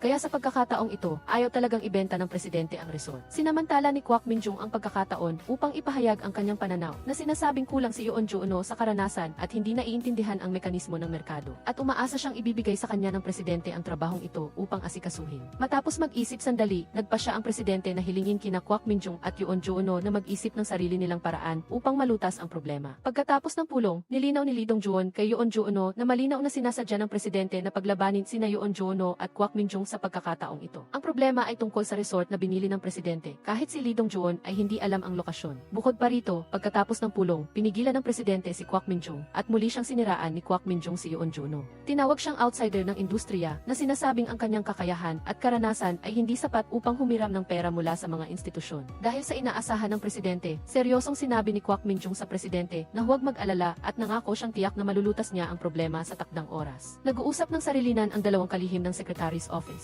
Naniniwala ang isa na si Kwak Min-jung ang huling makakalutas ng problema dahil siya ay mayaman sa karanasan at may malawak na network ng mga koneksyon. Sa kabilang banda, pinahahalagahan ng isa si Yoon Joo-no at partikular na hinahangaan ang kanyang pagiging mapagdesisyon. Pagbalik sa A team, ipinabatid ni Yoon Joo-no sa mga miyembro ang nilalaman ng pulong. Ang pinakamahalagang gawain sa ngayon ay ang hanapin ang presidente. Anong resort ang binili niya? Nagkataon, binigyan ni Choi Jin-soo si Yoon Joo-no ng merienda. Ito ay regalo mula sa isang kalihim ng Secretary's Office na kaklase ni Jisoo. Sinubukan ni Choi Jin-soo ang merienda at nalaman na si Yoon Joo-no ay galing sa Jeju Island. Dahil ang kalihim ng presidente ay taga Jeju Island din, tila maihinala si Yoon Joo-no. Agad siyang nakipag-ugnayan sa intermediary na si Kang Sang-bae at binanggit ang resort ng presidente sa Jeju Island. Tulad ng inaasahan, nahulog si Kang Sang-bae sa patibong at ibinunyag ang pangalan at lokasyon ng resort. Tama ang hula ni Yoon Joo-no, ang resort ay nasa Jeju Island. Nagpasya ang A team na pumunta doon upang magsagawa ng field survey para sa pagbenta ng resort. Pero dahil ayaw ibenta ng presidente ang resort, kailangan gawin ang survey ng hindi alam ng kumpanya. Kaya naman, ang gastos sa pag-book ng mga silid sa resort ay sinagot lahat ni team leader Yoon Jo-no. Kinabukasan, nakipagkita si Yoon Jo-no kay Kang Sang-bae na sinisikap na alamin ang higit pang mga lihim tungkol sa resort. Ang tatlo pang miyembro ng A team ay nauna nang dumating sa Jeju Island at nanatili sa resort. Sa kanila, nakilala ni Choi Jin-soo ang isang magandang kapitbahay na kusa siyang nilapitan at nakipagkaibigan sa kanya. Pagkatapos, muli silang nagkita sa lobby at ang babaeng kapitbahay ay sumama sa usapan ng tatlo na sinasabing mahigit isang taon na siyang naninirahan sa resort. Pagkatapos, hindi lang siya kusa na nagbayad ng kanilang pagkain, kundi inanyayahan din niya silang mag-tour sa kanyang ultra-luxury suite. Nagsimulang hulaan ni na Choi Jin-soo at Oh Soo-young ang pagkakakilanlan ng kapitbahay. Nagduda si Oh Soo-young na ang babae ay isang mayaman, ngunit naisip ni Choi Jin-soo na kahit ang mga mayayamang pamilya ay hindi magiging ganoon kabisado. Samantala, ibinunyag ni Kang Sang-bae kay Yoon Jo-no na ang tunay na may-ari ng resort ay hindi ang presidente kundi isang babae na nagngangalang So. Nang gabing iyon, dumating si Yoon Jo-no sa resort. Sa oras na ito, tumawag si Lee Dong-joon at pinayuhan si Yoon Jo-no na huwag ibenta ang resort dahil si Song Ji-oh ay ang nag-iisang anak na babae ng presidente. Ayon kay Lee Dong-joon, maagang pumanaw ang asawa ng chairman at siya mismo dahil sa pagiging abala sa kanyang karera ay walang oras na alagaan ang kanyang anak na babae. Dahil sa pakiramdam ng pagkakasala at pagmamahal sa kanyang anak, binili ng chairman ang resort na ito bilang regalo para sa kanya. Ito ay isang lihim na personal na sinabi ng chairman kay Tiv. Para sa chairman, ang paggastos ng 50 bilyon para bilhin ang resort ay para lamang magbigay ng regalo sa kanyang anak. Kaya naman, anuman ang mangyari, ayaw niya itong bawiin. Sa sandaling ito, nakilala ni Yoon Jo-no ang mga miyembro ng grupo. Ang ikinagulat ng mga miyembro ay ang napakarespetong pakikitungo ni Yoon Jo-no sa babaeng kapitbahay sa harapan nila. Lumalabas na ang babaeng kapitbahay ay si Song Ji-oh, ang nag-iisang anak ng chairman. At isa rin siyang executive director ng resort na ito. Nang malaman niya na si Yoon Jo-no at ang delegasyon ay mula sa Merger and Acquisition Group ng korporasyon, si Song Ji-oh ay kusa na ipinakita kay Yoon Jo-no ang buong resort at nangako na kasama siyang magpaplano para sa susunod na umaga na tanawin ang mga bundok at burol sa resort. Bukod pa rito, nasaksihan ni Song Ji-oh ang mga miyembro ng grupo, lalo na si Choi Jin-soo, na inaayos ang financial report ng resort. Itinulad ni Song Ji-oh ang ulat sa isang health diagnostic report ng resort at napagtanto niya na ang resort ay nasa isang estado ng krisis. Inalok ni Yoon Jo-no na makipagkita kay Song Ji-oh ng formal bukas. Si Song Ji-oh, sa isang malumanay na tono, ay umasa na maaari silang magkasama. Si Yoon Jo-no ay nag-usap-usap tungkol sa mga hakbang upang mailigtas ang resort. Ibinunyag ni Yoon Jo-no sa una na ang kanyang diskarte ay balak ibenta ang resort. Ngunit hindi inaasahan, si Song Ji-oh ay matatag na nagsabi na alam niya ang lahat ngunit hindi niya balak ibenta ang lugar. Ang Merger and Acquisition Group ay nagsagawa ng komprehensibong survey sa resort. Natuklasan ng survey na ang buong resort ay pinalamusyan ayon sa personal na gusto ni Song Ji-oh. Ngunit dahil walang matatag na kakayahan sa pamamahala sa negosyo, si Song Ji-oh, halos walang profit margin ang resort. Masasabing ang pag-iral ng resort ay ganap na upang matugunan ang mamahaling panlasa ni Song Ji-oh, isang mayamang dalaga. Bukod pa rito, natuklasan ni Yoon Jo-no sa kanyang investigasyon na matagal nang gusto ng isang hotel na pinangalan ng Hightown na bilhin ang resort na ito. Noong panahong iyon, ang presyo na inaalok ay 50 bilyon, ngunit sa huli ay unilateral na sinira ni Song Ji-oh ang kasunduan. Sa pagkakataong ito, balak ni Yoon Jo-no na muling simulan ang acquisition deal sa Hightown Hotel. Sa susunod na araw na pagpupulong, nagtanong si Yoon Jo-no at natuklasan na ang hotel ay mayroon pa ring intensyon na bilhin ang resort. Ngunit sa kasalukuyan, ang resort ay nasa isang estado ng pagkalugi. At ang hindi pagpayag ni Song Ji-oh na ibenta ay nag-aatubili sa hotel. Ngunit si Yoon Jo-no ay puno ng kumpiyansa at ipinaliwanag na ang pagkuha ng resort sa oras na ito ay magiging isang magandang pagkakataon para sa hotel. Ayon sa pagsusuri ni Yoon Jo-no, dahil nalulugi ang resort kung hindi ito bibilhin ng hotel, sa lalong madaling panahon ay tiyak na pamamahalaan ito ng Sanin Group. Sa panahong iyon, pipirma ang grupo ng isang Memorandum of Understanding ng kooperasyon sa mga empleyado at magsasagawa ng mga promosyon na nakatuon sa mga empleyado. Sa panahong iyon, ang pagkakaroon ng kita ng resort ay isang usapin na lamang ng oras. Kung ibebenta ito sa panahong iyon, hindi na ito ang kasalukuyang presyo. Nakumbinsi ng paliwanag ni Yoon Jo-no ang taong namamahala sa hotel, ngunit sinabi ng kabilang panig na ang pinakamataas na presyo na maaari nilang ibigay ay 50 bilyon. Sinikap ni Yoon Jo-no na taasan ang presyo at itinakda ito sa 60 bilyon. Sumang-ayon ang hotel, kasabay ng ng pabor na pinirmahan ng Sanin Group sa mga empleyado, na gusto rin nilang makuha. Sa isang pribadong talakayan, naniniwala si Yoon Jo-no at ang mga miyembro ng grupo na makatotohanan ang hiling ng hotel. Gayunpaman, ang hotel ay hindi mapakali at hiniling sa Sanin Group na dalhin ang pinirmahang Memorandum of Understanding ng kooperasyon para sa talakayan. Itinoon din ni Yoon Jo-no ang negosasyon sa na ito. Ngunit sa sandaling ito, tinawagan ni si Yoon Jo-no at ipinaalam sa kanya na nahimatay ang chairman. Ang dahilan ay nalaman niya na pumunta si Yoon Jo-no at ang delegasyon sa Jeju Island. Ang impormasyong ito ay lihim na ibinunyag ng isang receptionist ng resort sa sekretary ng chairman. Nang malaman ito, labis na nagalit ang chairman at hiniling na magdala si Yoon Jo-no Joo-no at ang kanyang mga kasamahan ng mga resignation letter. Pumunta mismo para makita siya. Dahil sa matinding pagkabigla, kinailangan pang maospital ang chairman. Ngunit dahil nakapagpareserba na sila ng 2 gabi sa resort, hindi balak ni Joo-no at ng kanyang mga kasamahan na bumalik kaagad sa Seoul. Nang gabing iyon, nakipag-ugnayan si Effie kay Joo-no at iminungkahi na bilhin ng Sanin Group ang resort at gamitin ang halagang iyon upang bayaran ang mga utang ng chairman. Totoo si Joo-no, sinabing ibinigay ng chairman ang resort kay Song-ji-oh bilang regalo. Kung susundin ang paraan ni Effie, magkakasala ang chairman ng iligal na pagbibigay ng regalo at katiwalian. Dahil hindi makumbinsi si Joo-no, si Effie ay walang magawa. Mukhang si Joo-no ay pasibo na lang na magsusumite ng kanyang resignation letter. Sa oras na si Joo-no ay nasa krisis, naghahanap si Effie ng isang investment company. Sinusubukang gamitin ang kanyang karanasan at koneksyon upang lutasin ang problema. Si Effie ay simple at bastos na nagmungkahi sa kumpanya na humiram ng 55 bilyon na may 0% na interes gamit ang mga stock ng Sanin bilang collateral. Ang investment company ay medyo nag-aatubili. Sa katunayan, humiram na sa kanila ang Sanin ng 300 bilyon dati at ngayon ay humihiram na naman na nagdudulot ng pagdududa kung may kakayahan pa ang grupo na magbayad. Upang kumbinsihin ang investment company, binanggit ni Effie ang hirap sa pagkuha ng resort. Sinamantala ng investment company ang pagkakataon na magmungkahi ng mataas na rate ng interes na 15% para sa pautang. Nang gabing iyon, nagtanong si Effie ng balita mula sa sekretary ng chairman. Dahil alam niya na ayaw ng chairman na ibenta ang resort, tiyak na tatanggapin niya ang kanyang panukala. Pagkatapos makipagkita sa sekretarya, nakipag-ugnayan si Effie sa investment company at nangako na gagawin niya ang lahat upang kumbinsihin ang chairman, umaasang sa panahong iyon, ang rate ng interes ay magiging 18%. Gaya ng inaasahan ni Effie, nang marinig niya ang 18% na interes, hiniling ng chairman kay Effie na ipagpatuloy ang negosasyon upang mabawasan ang rate ng interes. Sinamantala ni Effie ang pagkakataon at idineklara na gagawin niya ang lahat upang mabawasan ang interes sa 15%. Siyempre, ito ang rate ng interes na naunang napagkasunduan ni Effie sa investment company. Hindi inaasahan, hindi pa rin nasiyahan ang chairman sa rate ng interes na ito at hiniling kay Effie na ipagpatuloy. Sa pilitang nakipagnegosasyon si Effie sa investment company at binago ang rate ng interes sa 0%.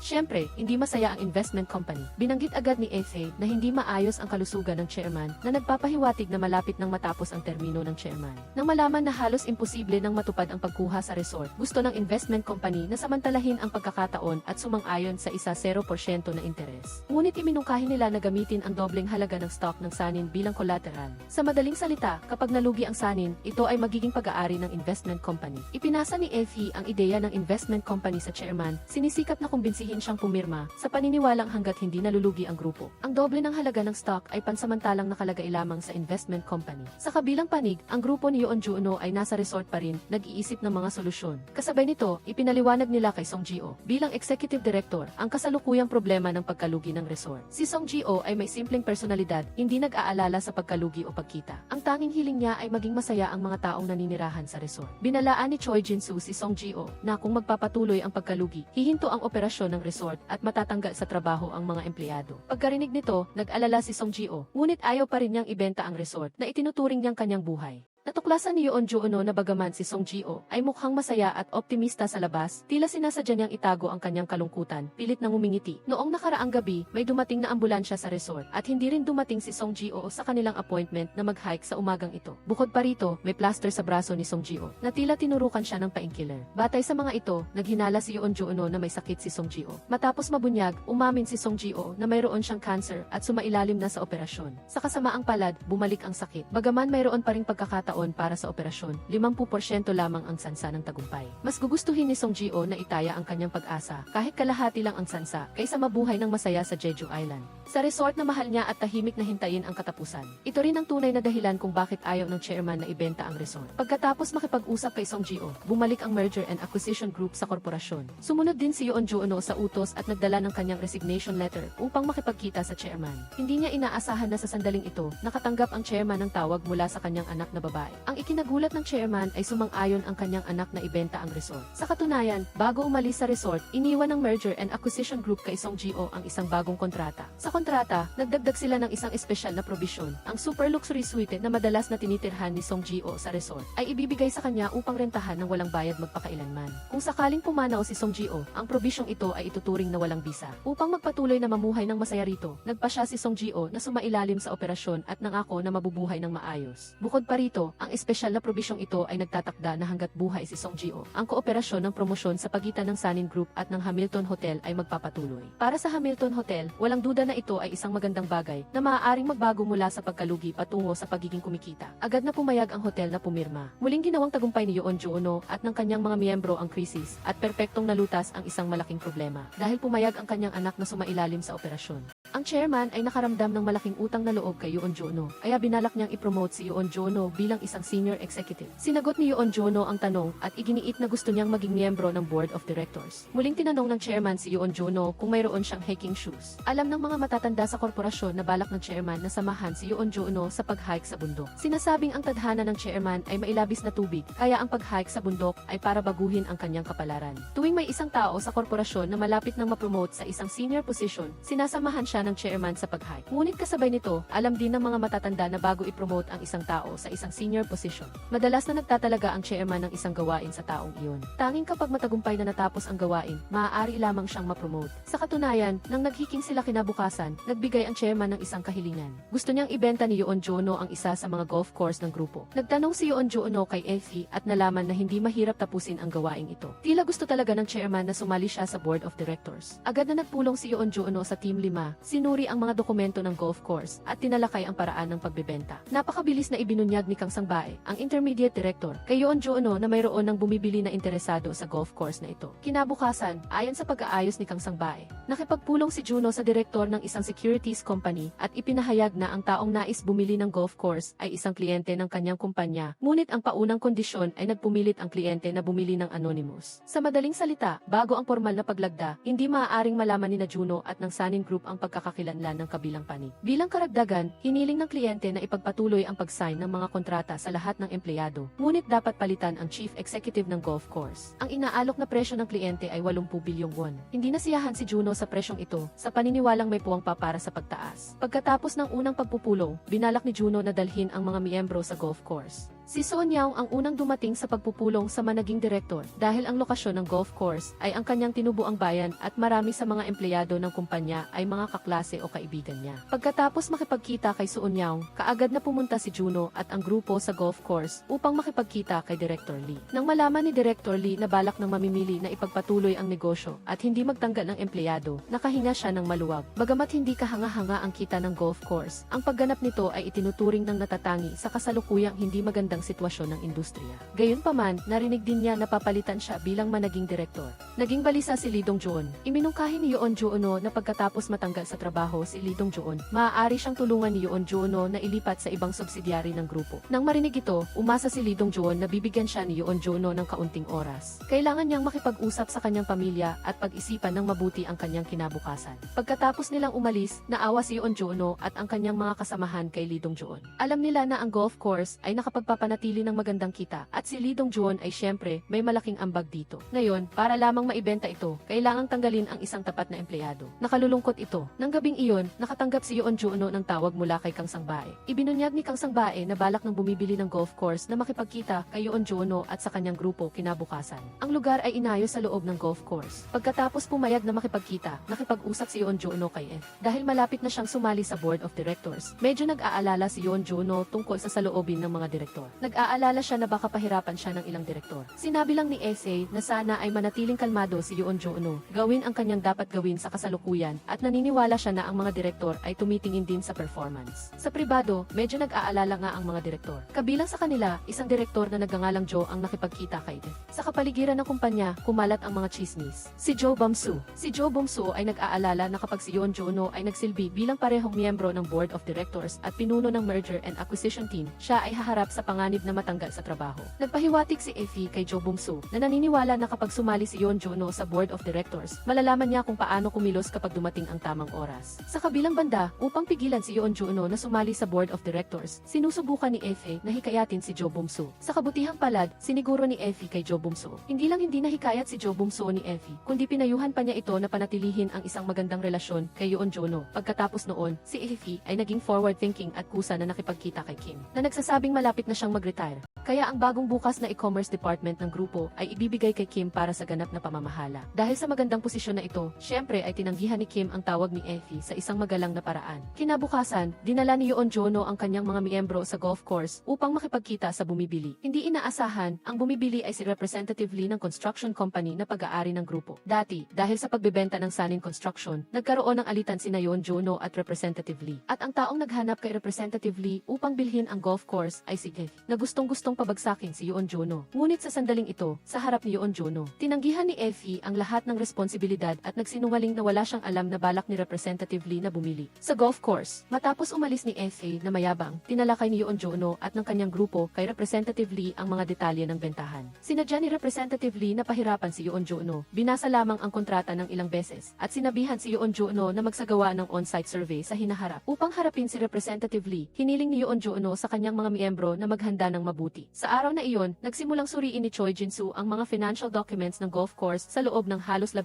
taon. Si Oh Sun-young ay inatasan na obserbahan ang aktwal na sitwasyon ng golf course. Samantala, ipinaalam ni Han Jae-yoon sa mga empleyado ang tungkol sa acquisition na nangangako na ang bumibili ay magbibigay ng mas magandang benepisyo sa mga empleyado. Si Yoon Jono naman ay nakipagkita kay Lee Dong-joon, ang direktor ng golf course na malapit ng palitan. Pinag-isipan ng mabuti ni Lee Dong-joon ang kagandahang loob ni Yoon Jono na ilipat siya sa ibang subsidiary at tinanggihan ito. Nagbalak siyang mag-retire na ng direkta. Ang dahilan ay gusto niyang makasama ang kanyang asawa at mga anak sa ibang bansa. Bukod pa rito, binanggit ni Lee Dong-joon ang kanyang mga paghihirap. Napakataas na matrikula ng kanyang anak sa Amerika at gusto ng kanyang asawa na bilhin ang isang flower shop. Ngunit wala siyang sapat na pera. Direktang sinabi ni Yoon Jono na hindi maganda ang sitwasyon ng grupo sa kasalukuyan at hindi madaling makakuha ng retirement fee na lampas sa internal regulations. Ngunit nangako siya na gagawin niya ang lahat upang tulungan si Lee Dong-joon na makipaglaban para sa mas mataas na retirement fee. Kasabay nito, ang bumibili, si Representative Lee, ay masigasig na naghahanap ng mga pagkukulang ng golf course. Halimbawa, ang pagdeklara na may pagkakamali sa disenyo ng golf course o na hindi tama ang bilang ng mga golf cart at iba pa. Sa kabutihang palad, lubos na handa ang mga miyembro ng grupo. Ayon kay Yoon Jono, tinalo nila ang bawat punto ng pagtutol ni Representative Lee kaya wala siyang pagkakataon na gumanti. Ngunit ng gabing iyon, nakatanggap si Yoon Jono ng tawag mula kay Choi Jin-soo. Natuklasan ni Choi Jin-soo ang isang problema sa pananalapi ng golf course na nagpapakita na may isang taong nag-withdraw ng 100 milyon sa cash 2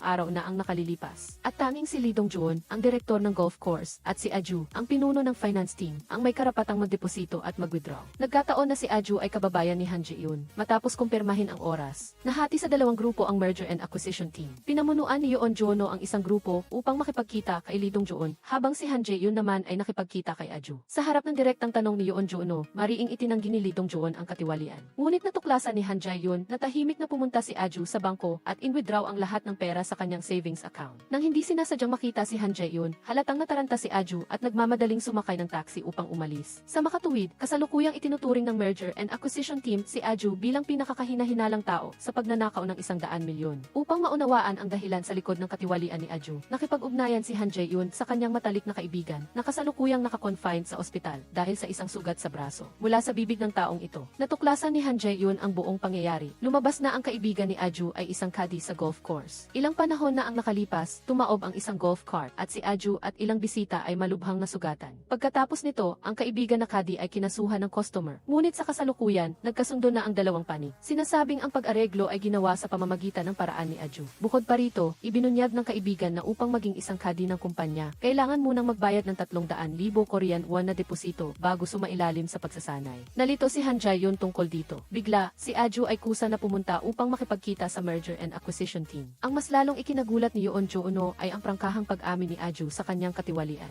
At handa siyang tanggapin ang parusa. Nahulaan ni Han Jae-yoon na ang katiwalian ni Aju ay dahil sa kanyang nasugatang kaibigan. Ang 100 milyon na ninakaw ay talagang ginamit bilang pera para sa kasunduan para sa kanyang kaibigan. Ano man ang motibo, ang katiwalian ni Aju ay isang katotohanan. Ipinahayag ni Yoon Jono na haharapin niya si Aju sa kasong embezzlement. Hindi inaasahan, ibinunyag ni Aju ang isa pang lihim sa lahat. Ang direktor ng kumpanya, si Lee Dong-joon, ay nag-embezzle ng 1 bilyon. Agad na binisita ni Yoon Jono si Lee Dong-joon. Sa katunayan, pagkatapos makipagkita kay Yoon Jono, kinuha agad ni Lee Dong-joon ang kanyang pasaporte. Kasabay nito, ang iba pang mga miyembro ay nakipagkita sa mga kadi. Mula sa mga kadi, nalaman ng mga miyembro ang katotohanan tungkol sa katiwalian ni Lee Dong-joon. Gaya ng sinabi ng kaibigan ni Aju, bago sumailalim sa pagsasanay ang lahat ng mga kadi. Lahat sila ay kailangang magbayad ng deposito na 300,000 won in advance. Nangako ang kumpanya na ibabalik ang halagang ito kay Kwak Min-jung kapag sila ay umalis sa trabaho. Ngunit para sa mga kadi, hindi. Walang sinuman sa mga kadi ang partikular na humingi ng pera pagkatapos umalis at hindi rin kailanman kusang ibinalik ng kumpanya. Ayon sa mga kadi, ang pagbabayad ng deposito in advance ay isang kakaibang regulasyon na ipinatupad matapos maupo si Lee Dong-joon, isang kilalang matipid na direktor. Ilang araw bago ang insidente sa kaibigan ni Lee Hoon-min, pumirma si Kwak Min-jung na nagpaplanong i-donate ang deposito ng bawat isa sa kaibigan bilang mediation money. Pagkatapos nito, ginamit ni Lee Hoon-min ang dokumentong ito para mag-withdraw ng 100 milyon mula sa account ng kumpanya upang tulungan ang kaibigan na malutas ang problema. Ngunit kasabay nito, natuklasan din niya ang 1 bilyon.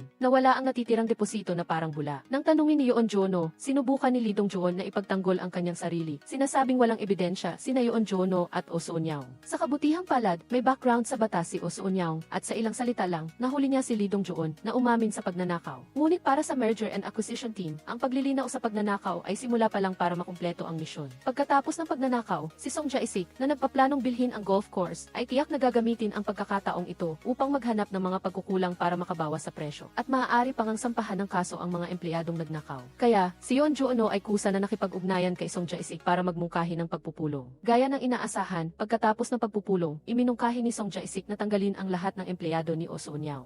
Nang marinig ito ni Hata-iso, saka lang niya naunawaan ang tunay na dahilan kung bakit inutusan ni Yoon Jono si Cha Ho-jin na ibenta ang Sun Golf. Sa totoo lang, ang gusto talagang malaman ni Yoon Jono ay hindi kung maibebenta ang Sun Golf, kundi upang subukan ang katapatan ni Cha Ho-jin sa kanya kung kaya niyang maging matigas at tanggalin ang lahat ng empleyado. Gayunpaman, kumbinsido si Cha Ho-jin na may iba pang intensyon si Yoon Jono bukod dito. Ngayon, nakipagpulong si Yoon Jono kay Song Jae-sik na nagpaplanong bilhin ang golf course at si Song Jae-sik ay dating direktor ng Sun In Construction. Kinuha ni Cha Ho-jin na ang pagiging mamimili ni Song Jae-sik sa golf course ay maaaring lihim na inayos ni Yoon Jono. Ang kilos na ito ni Yoon Jono ay para patagin ang golf course at magtayo ng apartment dito. Malinaw na simula nang maibenta ang Sun In Construction, si Yoon Jono ay nagsisisi pa rin at ngayon ay nagpaplano siyang lihim na simulan muli ang negosyo sa pagtatayo ng apartment. Ngunit hindi optimistic si Cha Ho-jin tungkol dito. Nang ibenta ang Sun In Construction, nangako ang korporasyon na hindi na muling papasok sa industriya ng konstruksyon at ito rin ay isang unspoken rule sa industriya na karaniwang may 5 taong limitasyon. Kung talagang gusto nilang simulan muli ang industriya ng konstruksyon, hindi lang lalabagin ng korporasyon ang mga nauugnay na batas, kundi matutuklasan din ito ng merkado, nahahantong sa isang hindi makontrol na sitwasyon. Ipinapaalala ni Hata-iso kay Cha Ho-jin na, ang bagay na ito ay hindi dapat itanong ng direkta kay Yoon Jono, dahil ang paglulunsad muli ng industriya ng konstruksyon ay ginawa ng palihim. Tiyak na hindi ito aminin ni Yoon Jono. Ang mas nakakagulo pa ay para kay Cha Ho-jin. Kung gusto niyang makapasok sa board of directors ng maayos at maging isang senior executive, kailangan niyang panigan si Yoon Jono. Kailangan niyang malaman na ang paglulunsad muli ng industriya ng konstruksyon ay hindi magagawa. Ngunit kailangan pa rin niyang magpanggap na walang alam. Pagkatapos mag-isip, nagpasya si Cha Ho-jin na pigilan si Yoon Jono na gumawa ng maling desisyon, kaya nagplano siyang makipagkita sa isang tao. Ang taong ito ay si Han Jae-yoon, ang babaeng direktor na bumili ng Sun In Construction sa mataas na presyo noon. Sinabi ni Cha Ho-jin kay Han Jae-yoon ang tungkol sa ginawa ni Yoon Jono. Umaasang magagamit niya si Han Jae-yoon para pigilan si Yoon Jono sa pag-aayos ni Cha Ho-jin. Pumunta si Han Jae-yoon sa trail ng bundok at nagpanggap na nagkataong nakita si Yoon Jono at sadyang nagtanong tungkol kay Song Jae-sik. Nakasama ni Yoon Jono sa pag-akyat. Ipinakilala pa niya kay Yoon Jono at sa lahat ang kanyang legal counsel. Bagaman sa labas ay tila isang pagkakataon lang na pagtatagpo at pagbati sa trail, alam ni Yoon Jono sa kaibuturan na ito ay isang paalala na may dalawang kahulugan mula kay Han Jae-yoon, o mas tama, mula kay Cha Ho-jin sa likod niya, na nagpapaalala sa kanya na maging kontento. Dahil sa banayad na paalala ni Han Jae-yoon, nagsimulang mag-alala si Yoon Jono na kung ipagpapatuloy niya. Nang lihim niyang simulan muli ang industriya ng konstruksyon, maaari siyang kasuhan ni Han Jae-yoon dahil sa paglabag sa kontrata. Sinamantala ni Cha Ho-jin ang pagkakataon na magulat kay Yoon Jono tungkol sa pagbibenta ng golf course sa pagkakataong ito. Partikular na binanggit na balak ni Song Jae-sik na tanggalin ang lahat ng empleyado at sadyang tinanong ang opinyon ni Yoon Jono tungkol dito. Gaya ng inaasahan, inutusan ni Yoon Jono na itigil ang pagbibenta ng golf course. Ngunit kasabay nito, dahil sa pagkakataong ito ay hindi panig si Cha Ho-jin kay Yoon Jono, prangkahang binalaan ni Yoon Jono si Cha Ho-jin na hindi siya angkop para maging senior executive. Para kay Cha Ho-jin, nawala ang kanyang pagkakataong ma-promote sa mas mataas na posisyon. Ngunit para sa hindi mabilang na empleyado ng golf course, hindi sila natanggal sa trabaho at napanatili ang kanilang trabaho. Gayunpaman, hindi pa tapos ang krisis ni Cha Ho-jin. Nang gabing iyon, isang lalaki ang lumapit kay Cha Ho-jin. Nabalitaan ng lalaking ito na hindi makapasok si Cha Ho-jin sa senior level at pinayuhan siyang talikuran ang isang ideya. Umiling si Cha Ho-jin, nagpaplanong simulan ang isang pangmatagalang plano sa gabi ding iyon. Si Hataiso ay nag-iisip din tungkol sa isang bagay. Sa huli, nagpa siya si Hataiso na magpaliwanag sa lalong madaling panahon. Kinabukasan, maagang maaga, ang desk ni Cha Ho-jin ay hinalughob ng monitoring team. Ayon sa monitoring team, si Cha Ho-jin ay pinaghihinalaang gumamit ng ilegal na panloob na impormasyon ng kumpanya para sa stock trading. Si Cha Ho-jin ay pinaghihinalaang nagmamanipula ng presyo ng stock na may kaugnayan sa isang pharmaceutical company. Noong taong iyon, ang kinatawa ng isang pharmaceutical company. Nakipagkita si Jeong Bonjo kay Hataiso. Sinabi ni Jeong Bonjo na ang bagong gamot ng kumpanya ay nasa ikatlong yugto na ng clinical trial, ngunit kulang sa E% funding. Umaasa siyang makukumbinsi ni Hataiso ang Sanin Group na mamuhunan sa kanyang kumpanya. Ang kinakailangang halaga ng pamumuhunan ay 8.7 bilyon. Si Hataiso, na sadyang sakim, ay nagpahiwatig kay Jeong Bonjo na kailangan niya ng ilang partikular na benepisyo. Noon, nangako si Jeong Bonjo na bibigyan si Hataiso ng 500 milyon bilang komisyon. Naghintay si Hataiso na magpahiwatig ng pag-aalangan dahil para sa kanya, ang ilang daang milyon ay maliit na halaga lang. Ngunit pagkatapos noon, binanggit ni Hataiso ang pharmaceutical company kay Cha Ho-jin. Noong taong iyon, si Cha Ho-jin ay dating subordinate ni Hataiso at kanyang kanang kamay. Ipinahayag ni Hataiso na hindi lang siya mamumuhunan para sa Sanin, kundi gusto rin niyang bumili ng stock ng pharmaceutical company. Sa oras na iyon, ang mga salita ni Hataiso ay tila walang anumang depekto. Ang pharmaceutical deal na ito ay tila kapakipakinabang para sa Sanin Group. Kaya, pumayag si Cha Ho-jin na makipagkita kay Jeong Bonjo. Nang magkita sila, ang saloobin ni Jeong Bonjo ay tila napakatapat. Sinabi niya na sinasaliksik niya ang gamot na ito dahil mayroon ang kanyang anak ng sakit na ito. Gayunpaman, ang totoo ay pagkatapos ng nakaraang pagpupulong, personal na tinuruan ni Hataiso si Jeong Bonjo kung paano harapin ang pagsusuri ni Cha Ho-jin. Kaya, nang harapin si Cha Ho-jin, sadyang sinabi ni Jeong Bonjo na ang halaga ng pamumuhunan ay 8.7 bilyon. Ngunit nagdagdag ng higit sa 0 bilyon. Ang lahat ng kanyang sinabi ay halos walang anumang kamalian. Si Hataiso ay lihim na nakikipagtulungan din kay Jeong Bonjo. Sa huli, nagkasundo ang dalawang panig. Binigyan ni Jeong Bonjo ang Sanin ng isang linggong exclusive negotiation rights at sa loob ng isang linggo, kailangang kumpletuhin ng Sanin ang site survey para sa pharmaceutical company. Kinabukasan, habang nasa site survey, nakipag-ugnayan si Cha Ho-jin sa mga miyembro ng team noon, sina Oh Soo-nyang at Choi Jin-soo, dahil sa pagsusuri niya sa mga dokumento. Natuklasan niya na ang gamot na ito ay orihinal na sinaliksik at binuo sa Amerika. Kaya, ang pharmaceutical company na ito ay tila nakaharap sa issue ng patent. Gaya ng inaasahan, natuklasan ni Oh Soo-nyang. Ang bisa ng patent ng kumpanya sa Amerika ay nag-expire na 2 taon na ang nakalipas. Ngunit ang petsa ng pag-expire ay tumugma sa petsa kung kailan inilabas ng pharmaceutical company ang bagong gamot. At ang komposisyon ng gamot na ito ay halos kapareho ng gamot ng kumpanya sa Amerika. Natuklasan din ni Choi Jin-soo na pagkatapos ilabas ng pharmaceutical company ang gamot na ito, bagaman tumaas ng malaki ang kita, naging negatibo naman ang tubo. Malinaw na itinago ng pharmaceutical company ang layunin ng paggastos ng bahagi ng mga gastos. Matapos bumisita sa research center ng pharmaceutical company, mas napansin ni Cha Ho-jin ang mga abnormalidad. Ang tinatawag na drug research center ay walang kahit sinong tao. Parang isang abandonadong bodega. Sa loob ng bodega, natuklasan ni Cha Ho-jin ang ilang nakakalat na gamot at ito ang mismong gamot na unang binuo ng kumpanya sa Amerika. Hininuha ni Cha Ho-jin na ang pharmaceutical company ay hindi nagsagawa ng anumang 80%. Hindi man lang kinopya ang mga sangkap, kundi simpleng pinalitan lang ang packaging ng gamot mula sa kumpanya sa Amerika at ibinenta itong muli. Natuklasan din ni Choi Jin-soo na ang lahat ng gastos na ginawa ng pharmaceutical company ay ginamit sa pag-import ng gamot na ito mula sa Amerika. Tila kinumpirma ng katotohanan ang hinuha ni Cha Ho-jin na ito ay isang scam company. Mabilis na nakipag-ugnayan si Cha Ho-jin kay Hataiso, ngunit hindi inaasahang narinig niya ang boses ni Jeong Bonjo sa kabilang linya. Totoong nasa likuran ni Cha Ho-jin, nakikipagkita si Hataiso kay Jeong Bonjo. Si Jeong Bonjo mismo ang nagmungkahi kay Hataiso tungkol sa ilegal na pagmamanipula ng presyo ng stock. Kung magtagumpay sila, maaaring kumita si Hataiso ng 10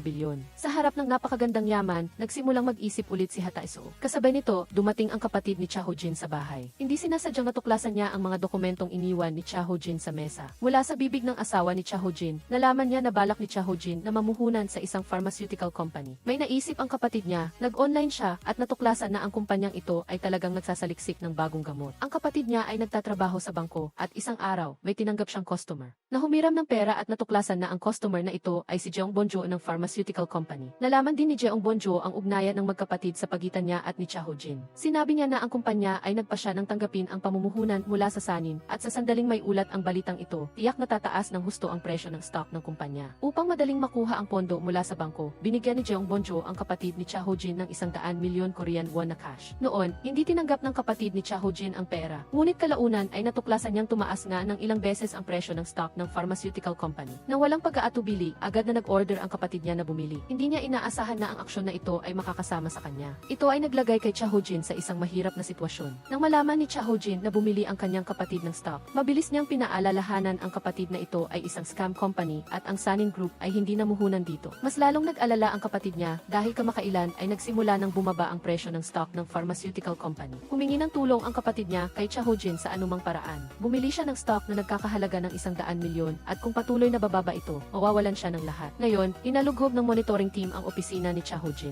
Sa mungkahi ni Hataiso, nagpasya si Yoon Jo-no na magpatawag ng disciplinary committee at inaasahang tatanggalin si Cha Ho-jin sa trabaho sa pulong. Si Hataiso ang chairman ng disciplinary committee upang matiyak na hindi sadyang aatakihin si Cha Ho-jin.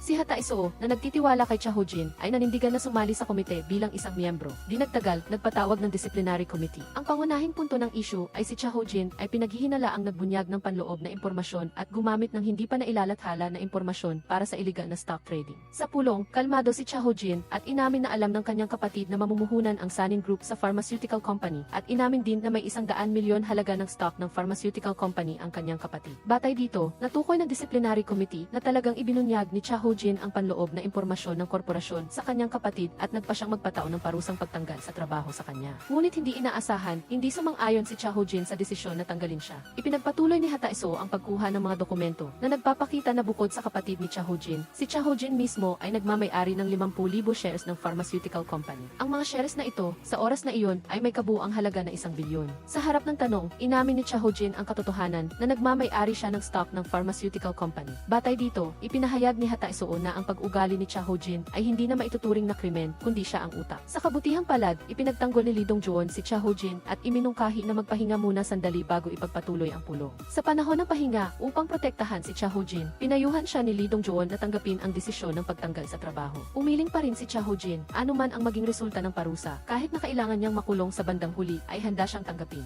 Ngunit sa ngayon, kailangan niyang linawin ang katotohanan tungkol sa insidente ng kanyang kapatid. Nang ipagpatuloy ang pulong, ipinahayag ni Cha Ho-jin na si Jeong Bon-jo ang sentral na karakter na nagplano at nagdirekta sa pandaraya sa presyo ng stock ng kumpanya. Kaya, plano niyang hulihin ang taong ito at humanap ng direktang ebidensya ng kanyang mga krimen. Nang marinig ito, medyo nataranta si Hataiso. Noong taong iyon, dahil naniwala siya kay Jeong Bon-jo, bumili si Hataiso ng malaking halaga ng stock at naghintay lang na tumaas ang presyo ng stock para kumita ng pera. Nang ibigay ni Cha Ho-jin ang ulat tungkol sa pharmaceutical company kay Hataiso, saka lang niya nalaman na ito ay isang scam company mula simula hanggang wakas. Pagkatapos mag-isip para makapagsagawa ng pagputol ng pagkalugi sa tamang oras, nagbenta si Hataiso ng lahat ng stock na binili niya ng sabay-sabay. Kasabay nito, pinayuhan ni Cha Ho-jin ang kanyang kapatid na ibenta ang stock na nabili nito. Sinunod ng kapatid niya ang payo at ibinenta ang lahat. Ngunit para sa kanya, ang aksyon na ito ay nangangahulugang pagkawala ng 100 milyon. Habang nagsisisi ang kanyang kapatid, biglang mabilis na tumaas ang presyo ng stock ng kumpanya. Sa tamang pagkakataon, may isang customer na dumating sa bangko upang magproseso ng 1 bilyong pautang. Upang mabawi ang kanyang kapital, nilustay ng kapatid niya ang 1 bilyong ito at ginamit ang halaga upang patuloy na bumili ng stock. Nagkataon na ang stock na binili ng kapatid niya ay ang batch ng stock na ibinenta ni Hataiso. Nagulat din si Hataiso noon na ang mainit na uling na dali-dali niyang ibinenta ay mayroong bumili agad.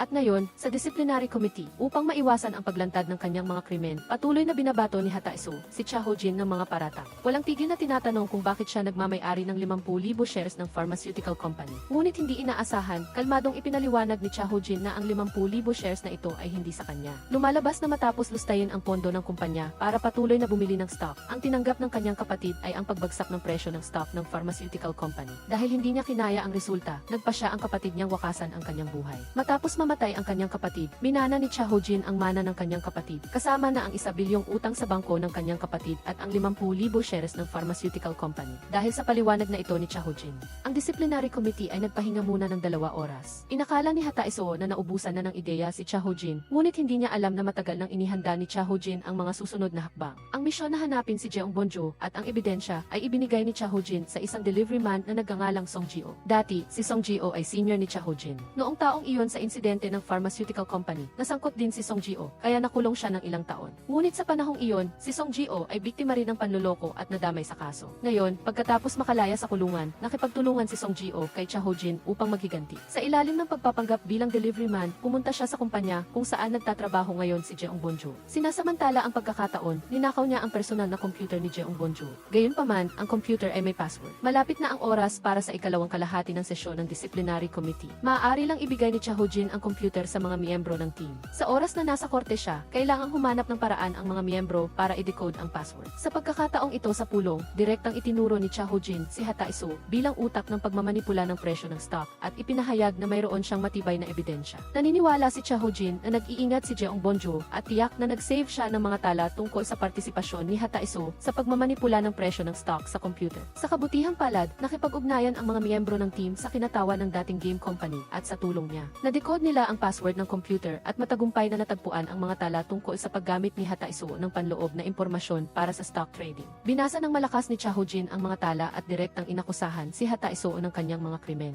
Bukod pa rito, natagpuan ni Cha Ho-jin ang mga tala tungkol sa pagbili ng kanyang kapatid ng stock. Ipinakita ng mga tala na matapos ibenta ang 100 milyon halaga ng stock, ang kanyang kapatid ay patuloy na bumili ng 50,000 shares. At ang aksyon ng kanyang kapatid ay nangyari eksaktong 1 minuto matapos ibenta ni Hataiso ang 50,000 shares. Sa harap ng hindi maikakailang ebidensya, sinubukan pa rin ni Hataiso na ipagtanggol ang kanyang sarili. Sinasabing hindi siya kumita ng malaki matapos bumili ng stock noon. Ngunit si Cha Ho-jin, nagtalo na ang pagmamay-ari lang ng stock ng pharmaceutical company ay isang kriminal na gawain. Galit na galit si Hataiso na gusto niyang gulpihin si Cha Ho-jin sa oras na iyon. Pagkatapos nito, tinanggal ni Yeon Joo-no si Hataiso sa trabaho. Pagsapit ng madaling araw, pumasok si Hataiso sa kumpanya at kinuha ang kanyang personal na gamit. Sa laban na ito, nanalo si Cha Ho-jin hanggang sa kumalat ang balita sa buong kumpanya na baka si Cha Ho-jin ay anak ni Yeon Joo-no. Pagkatapos ng insidente, binisita ni Cha Ho-jin ang puntod ng kanyang kapatid. Ang nasa isip niya ay ang magagandang sandali na pinagsamahan nila ng kanyang kapatid. Sa lalong madaling panahon, si Jeong Bonjo na nagdirekta sa pagmamanipula ng presyo ng stock noong taong iyon at ilang iba pa ay inaresto ng pulisya. Pagkatapos ng stock incident, si Cha Ho-jin nagsimulang magtrabaho ulit para sa natitirang utang ng Sanin Group. Sa araw na ito, bumisita ang investment company na nagpahiram ng pera sa Sanin Group. Kailangang magulat ang Sanin Group sa investment company tungkol sa plano ng korporasyon sa hinaharap. Sa pulong, ang ikinagulat ni Yeon Joo-no at Cha Ho-jin ay may bagong direktor na dumating sa investment company. Ang direktor na ito ay walang iba kundi si Hataiso, nakatatapos lang na matanggal sa trabaho. Nang makita niya si Hataiso na lumipat sa investment company, alam ni Cha Ho-jin na ang komplikado at tusong komersyal na labanan na ito ay malayo pa sa katapusan. Dito nagtatapos ang pelikula. Salamat sa panonood.